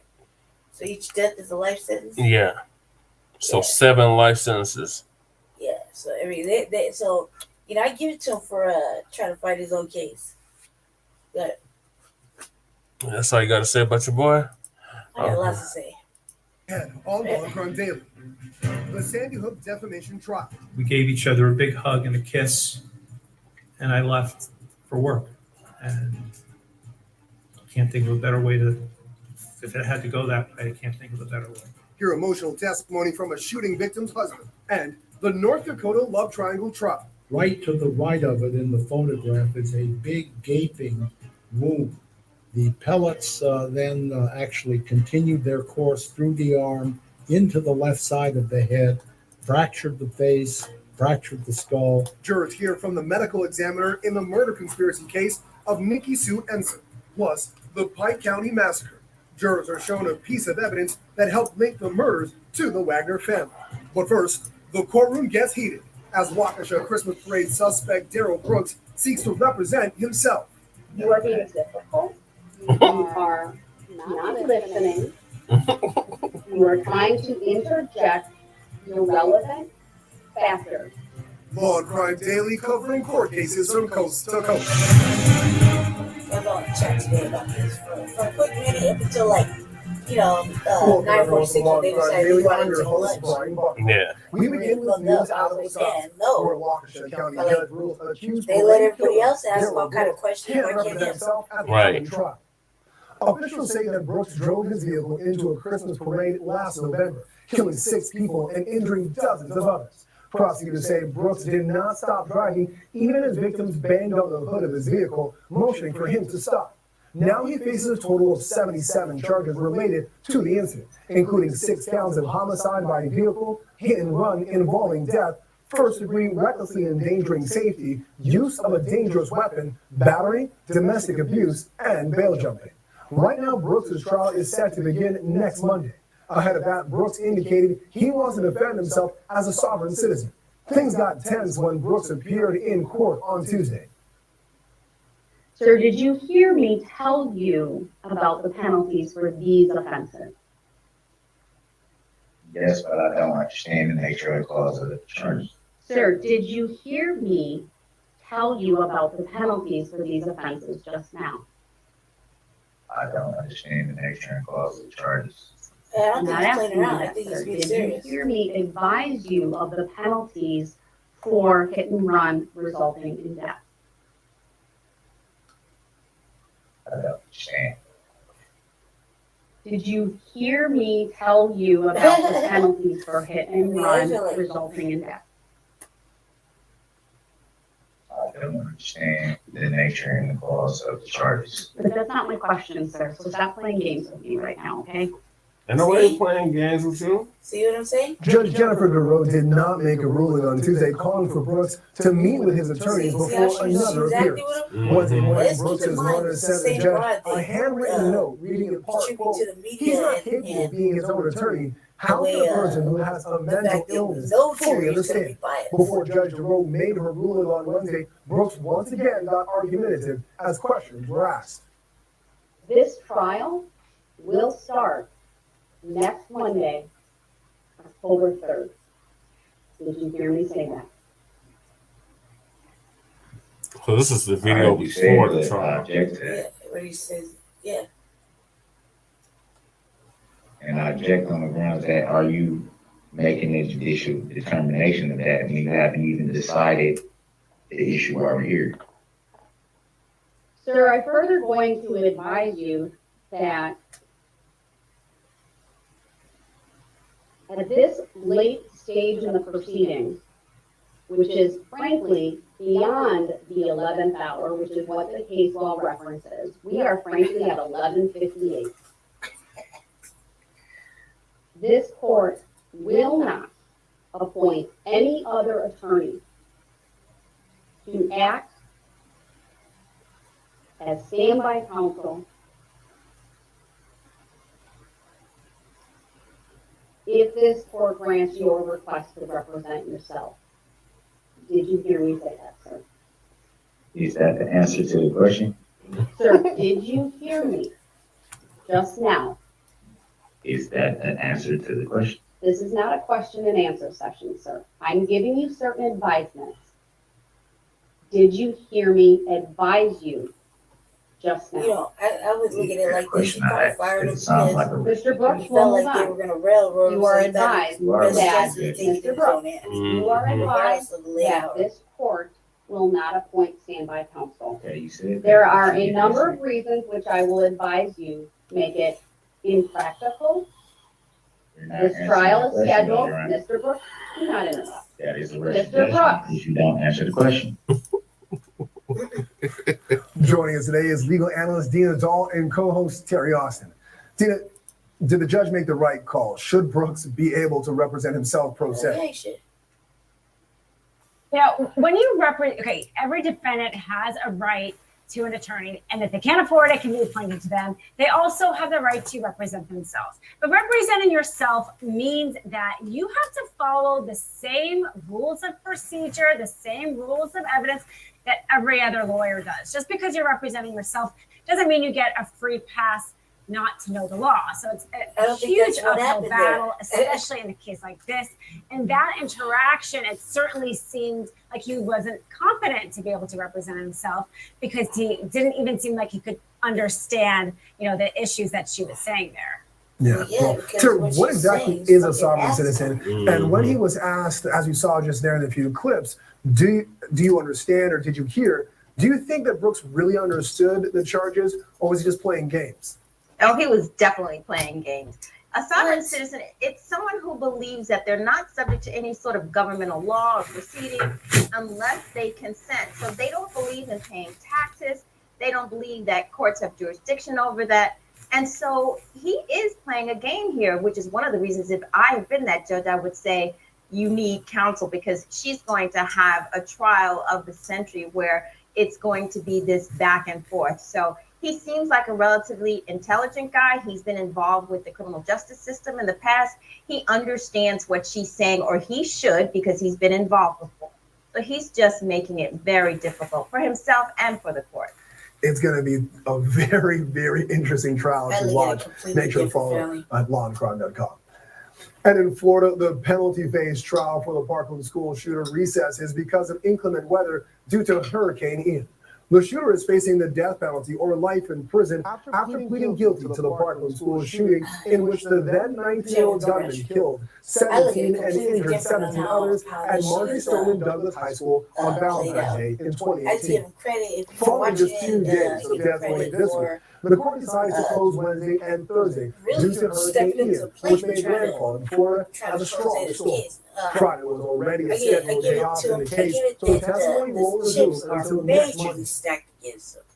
Still have them on Crime Daily. We had to North Dakota as witnesses testimony in the murder conspiracy case. The judge pretty much made up her mind.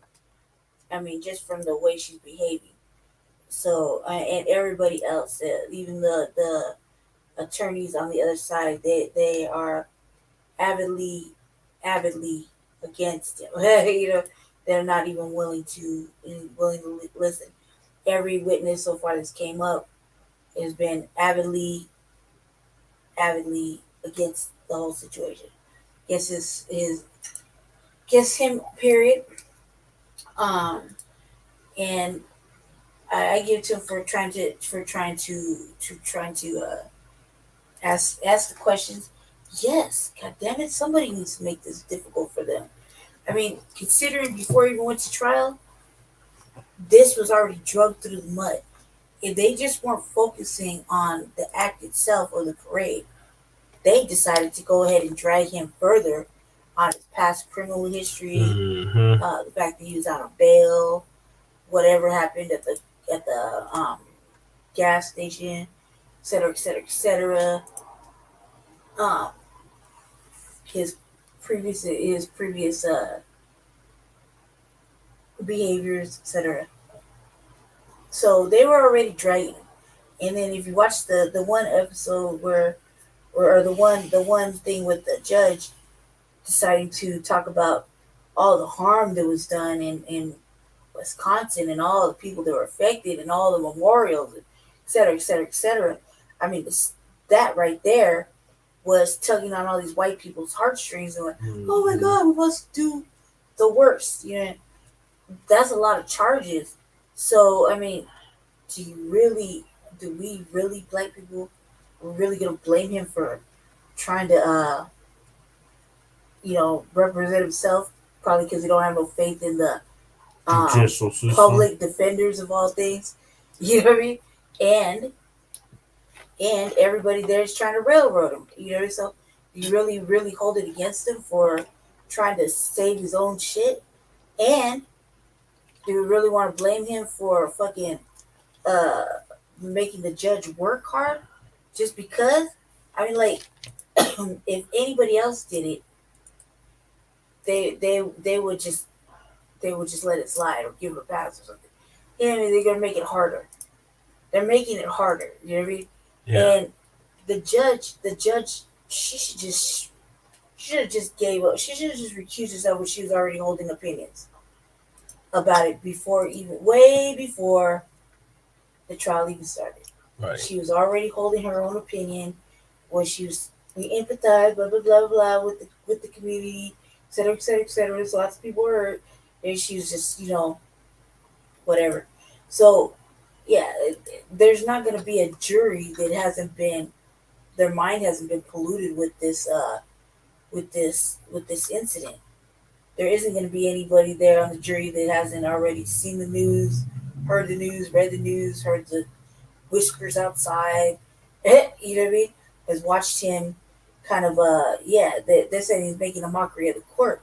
If you've been through a trial of any sort, yeah, that shit, this hearing them, just watching them do the shit they do is fucking laughable. Mm-hmm. You know what I mean? Yeah, you're gonna burst into laughter when you see them shut you down, knowing that they wouldn't shut anybody else down with your line of questioning. If it was look, Johnny Depp's lawyers and them ask the same questions repetitively over and over and over again in different ways, and they managed to drag out a trial. You know what I mean? But let him do it. He can't even do it for more than 10 minutes before they're like trying to shut him down and move on to the next fucking witness. Mm-hmm. You know what I mean? So how fair is that? It's Just not. because it's Johnny Depp and it's this dude does not make a difference. Trial is trial. You know what I mean? Trial is trial.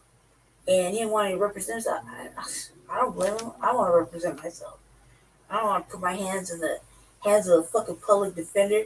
It's probably bought and paid for and on the fucking agenda of, well, I'm just going to try to do, more likely. They're appointed, do like the bare minimal.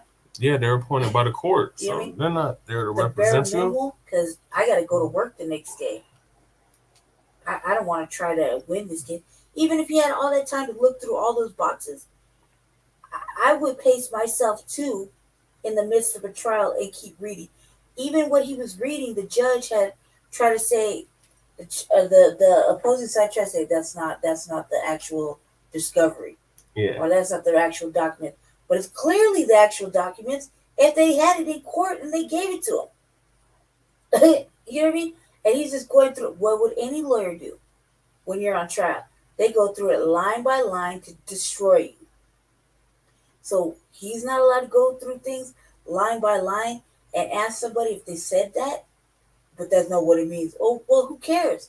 We're talking about right here, this sentence.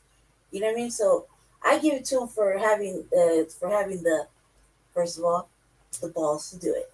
Right. Secondly, to do it repetitively for 9 days so far. And yeah, I would laugh at that shit every time they stop me and they move on to the next thing. Yeah, that's just showing that they don't give a damn. They've made their mind up. Mm-hmm. They clearly have made a decision. They're not going to let me go as far as I want to. So why don't I just continue to do whatever I think is right? Yeah, I don't really think it's a problem. And I'm like, where's the support, black people? Right. You know what I mean? You see that lady was just like, oh, he's clearly driving, blah, blah, blah, blah. Are you serious? If you were in his position, don't you think you would do everything in your power to break that down a little bit? You would think. You know? I mean, are you just going to just go along, get along, hold your little public defender's hand, sit there and look at, yes, ma'am, yes, ma'am, yes, ma'am, yes, ma'am, yes, Karen, whatever you say, Karen. I guess I'll sit down, Karen. Sure, Karen, I'll behave myself. Yes, no. Karen. Sure, Karen, I'll keep my shirt on. I'm not only hot and uncomfortable, but you got me in a whole nother courtroom and nobody's over here. So, you know, I felt like just fuck it, whatever. Yes, Karen. Whatever you say, Karen. Yes, Your Honor, Karen, sure. You know what I mean? Come on now. Let's be realistic. Right. Put yourself in that position. Right. You know, go back into your fucking that bit. So, you know, yeah, I'm like, yes, Karen, I'm a sovereign citizen. No, I don't understand what the fuck you're talking about because none of it makes sense. Sounds like you're crucifying me before the trial. Mm-hmm. Sounds like you already have your agenda made up well before the trial when you were over there running down the charges. Mm-hmm. You already decided. Well, when you're telling the public of all my atrocities and all the people that allegedly got hurt and their feelings and the people that witnessed it and the trauma it caused and all the money they raised and the money they raised for this and that and all the you know the little statues and monuments you put up. Sounds like you already made your mind up, Karen. Mm-hmm. That's what it sounds That's like. what it sounds like. So yeah, I mean, I really just go for it. And aside from that, he sounded pretty good reading that shit and asking, trying to appear as intelligent and patient as it could, and knowing that he's getting railroaded from my perspective. And yeah, you know, obviously I've been waiting for this shit to happen, so I was pretty excited when I seen it come across. I mean, I pretty much watched most of it. It was like, The chat, however, was ready to hang him by the nearest tree or run him over under a float and drag his ass. Straight up lynch mob. Literally, that's what they were saying in the chat. Lynch him.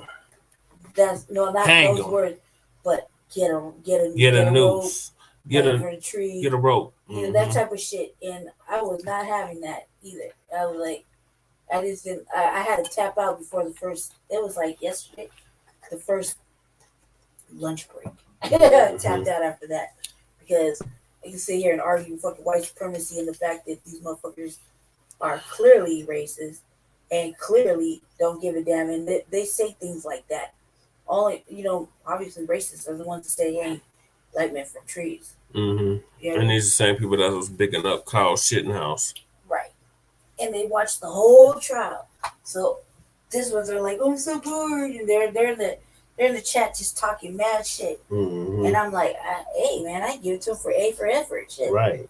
I mean, nobody else had the balls to do it. Mm-mm. As recently, and yeah, make that broad work. Shit, they're making you work. I mean, right. That even the motherfuckers are trying. He had plenty of time. Who has plenty of time in jail to fucking go through all those paperwork when you got other things going on, and you got to worry about yourself because they denied you the fucking liberties of fucking calling your mother because they go and listen to your phone calls, they read your mail. You know what I mean? There are a lot of fucking stress. Yep. You know, so carry on. All right, so yeah, we're gonna keep you updated on what's happening with Darrell Brooks Jr. Our next topic is we're working on a Colorado State reimagining the police and public safety task force here in the state of Colorado. I've been a member of the Denver reimagining the police and public safety task force for over a year now, almost 2 years. Basically, since its inception, I was brought on via Denver Homeless Out Loud.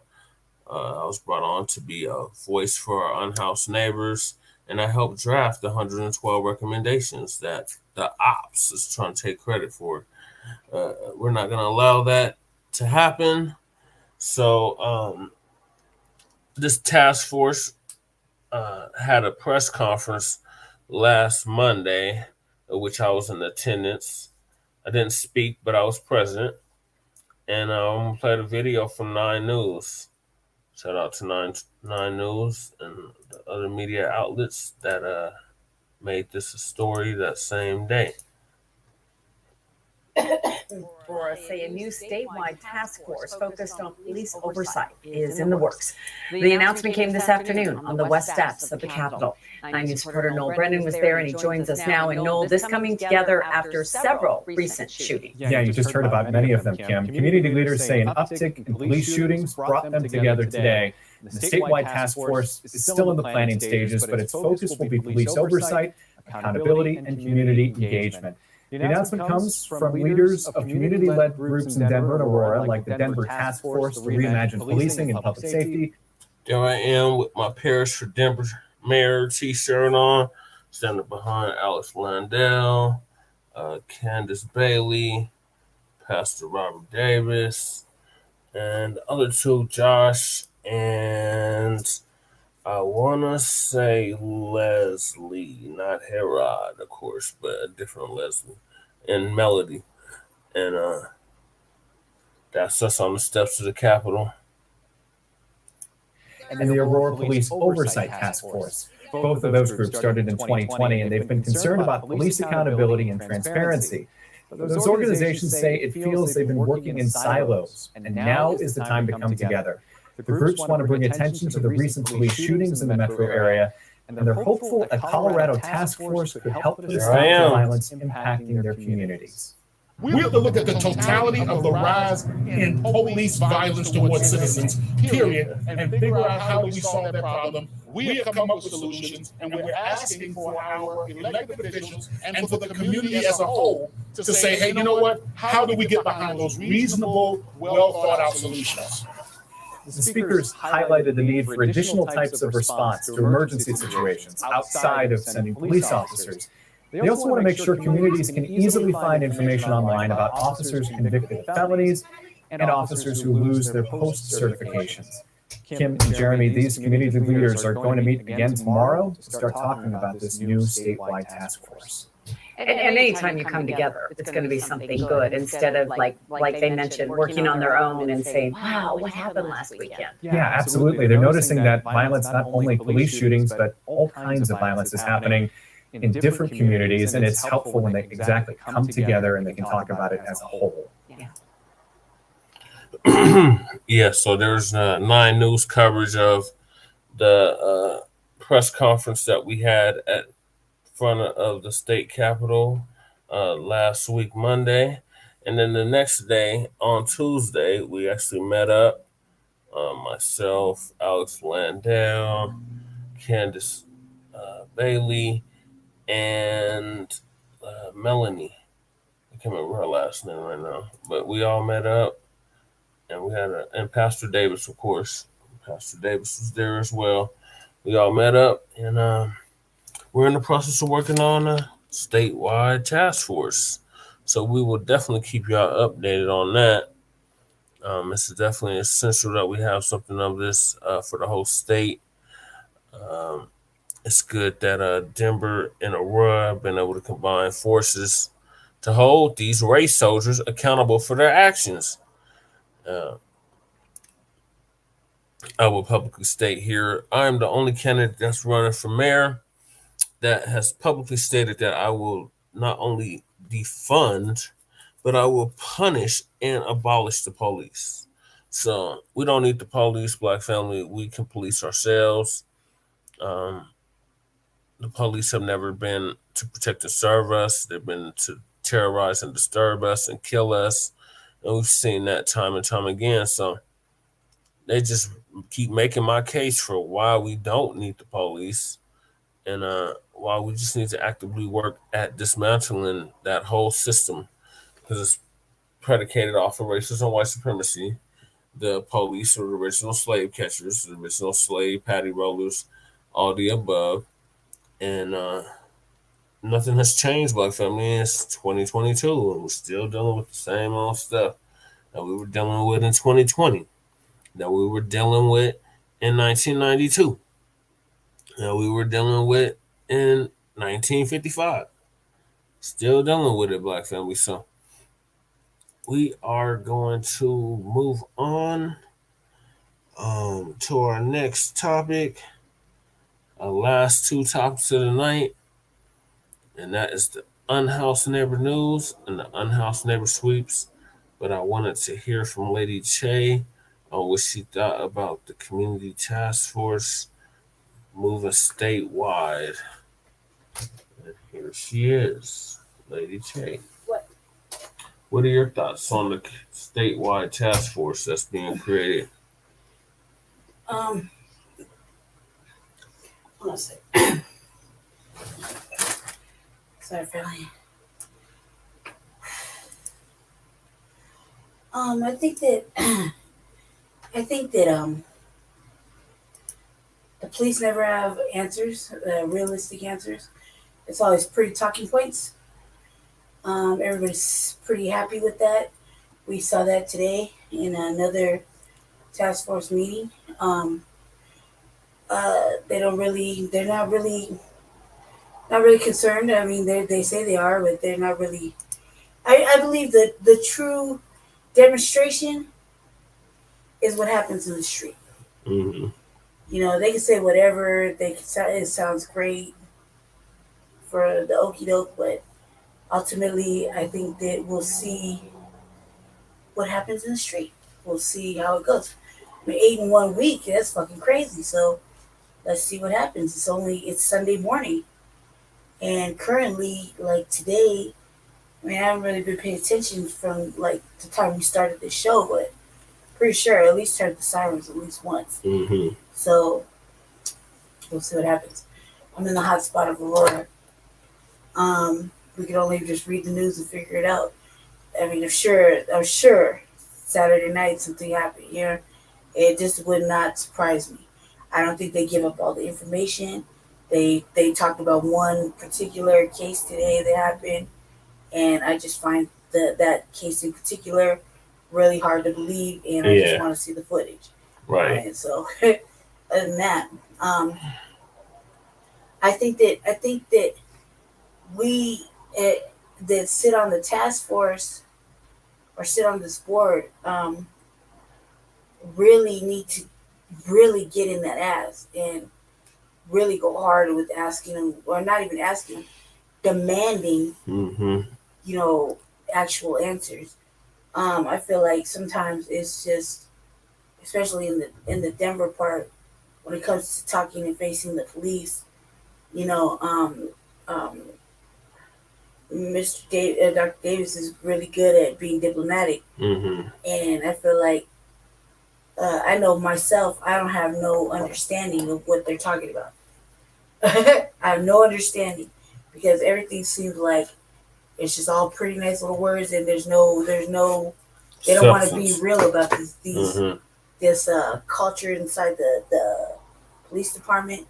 Today we asked them what the fraternal order police had thought about this bill that they were talking about.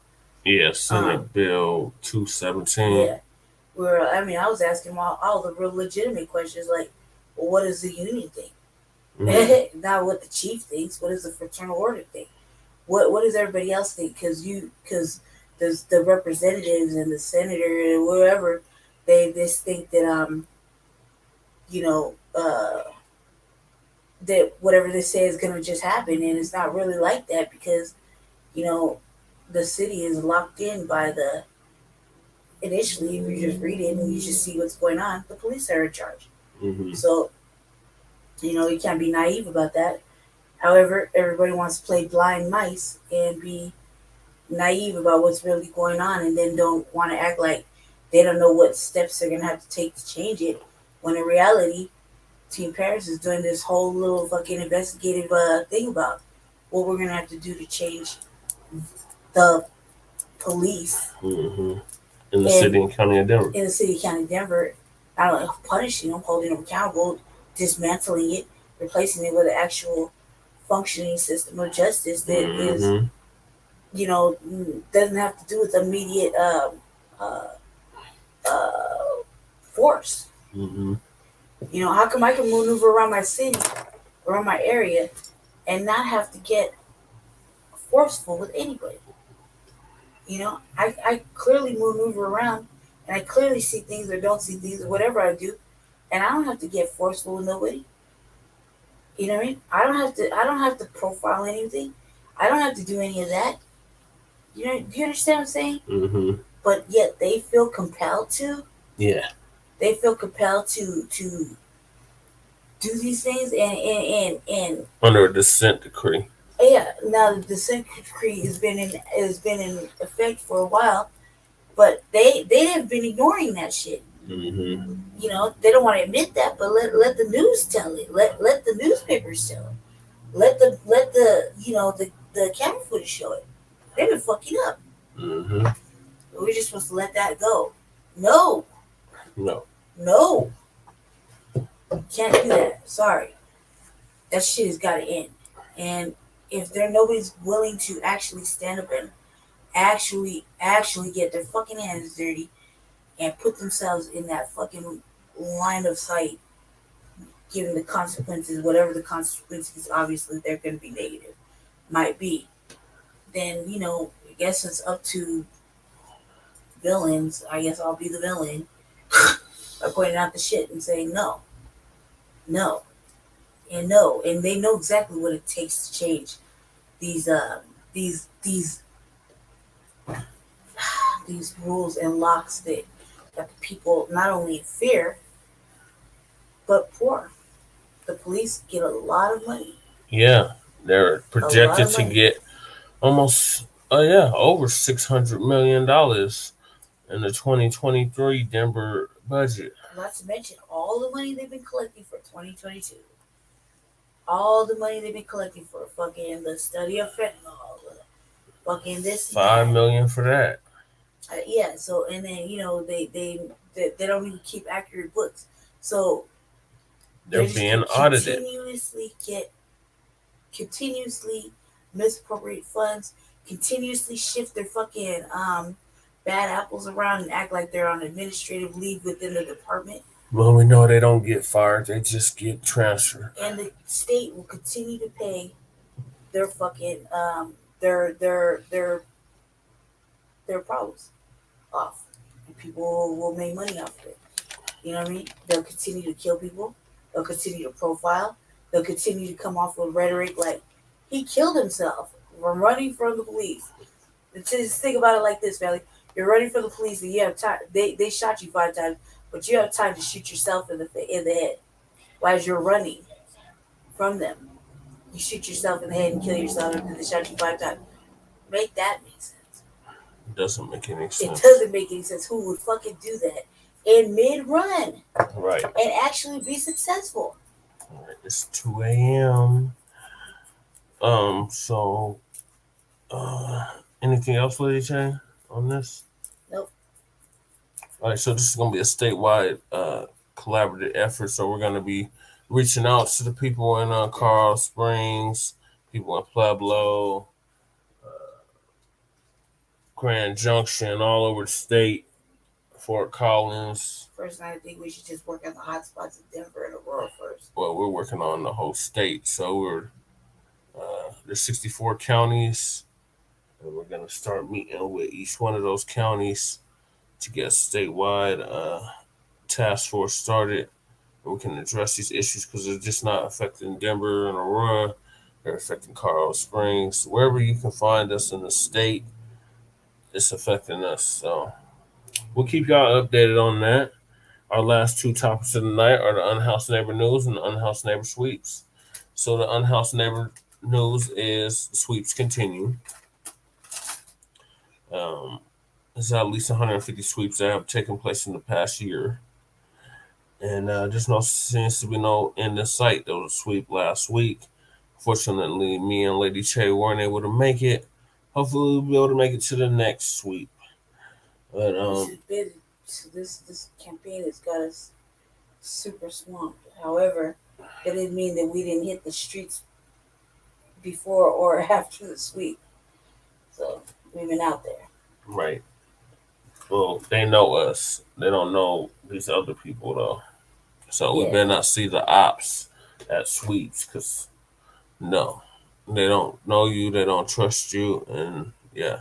And so they know better. Michael Hancock continues to do his delvery and continues to sweep our unhoused neighbors, throw their belongings away, throw their survival gear away, and it doesn't seem to be no in the sight. So it's going to take a whole new administration, a whole new mayor, myself, a whole new city council to get to the bottom of this and actually house our unhoused neighbors and get them off the streets and allow them to live in peace and dignity and have stability.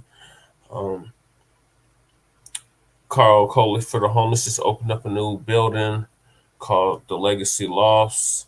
I'm going to be meeting with my case manager Monday at the Fusion Studios, see if I can get in there. It's 98 affordable units, and they have respite care, like recuperative care rooms for people that just got out the hospital. Now they can go there and recover from whatever surgery or whatever they went through while they were at the hospital. So that's a good thing. They're still doing this. What is it called? The universal income.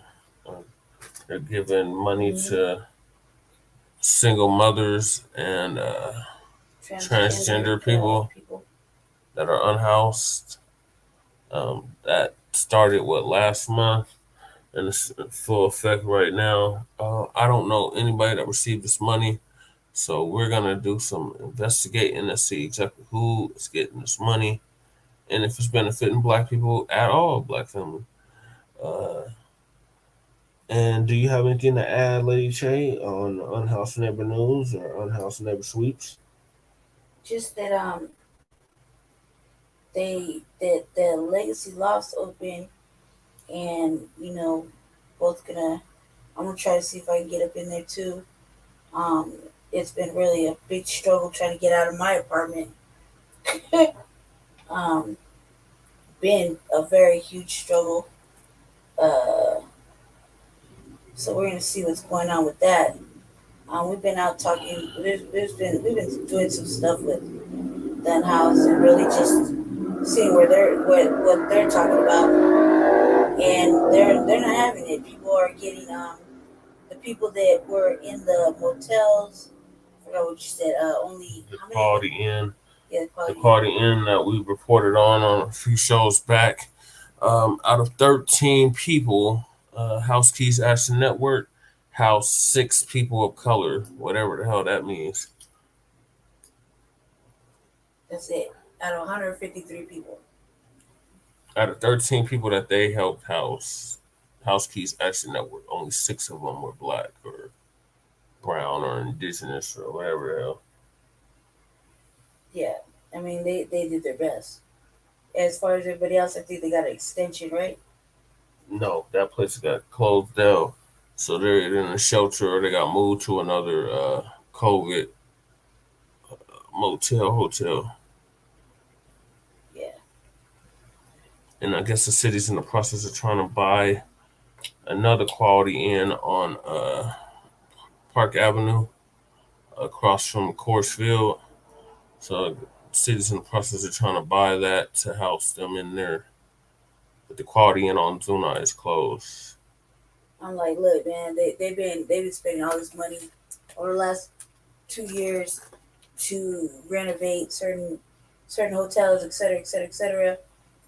Build up affordable housing. It was initially allegedly for the unhoused, and none of it's been affordable. None of it is for them. They even had the what is it, Sun Valley? Sun Valley redevelopment. Yeah, the Sun Valley redevelopment where they're talking to the city council about people can move back now. In reality, you won't be able to afford to live in the Sun Valley apartments unless you got money. Mm-hmm. So let's see how it plays out. That's all I have to say about that.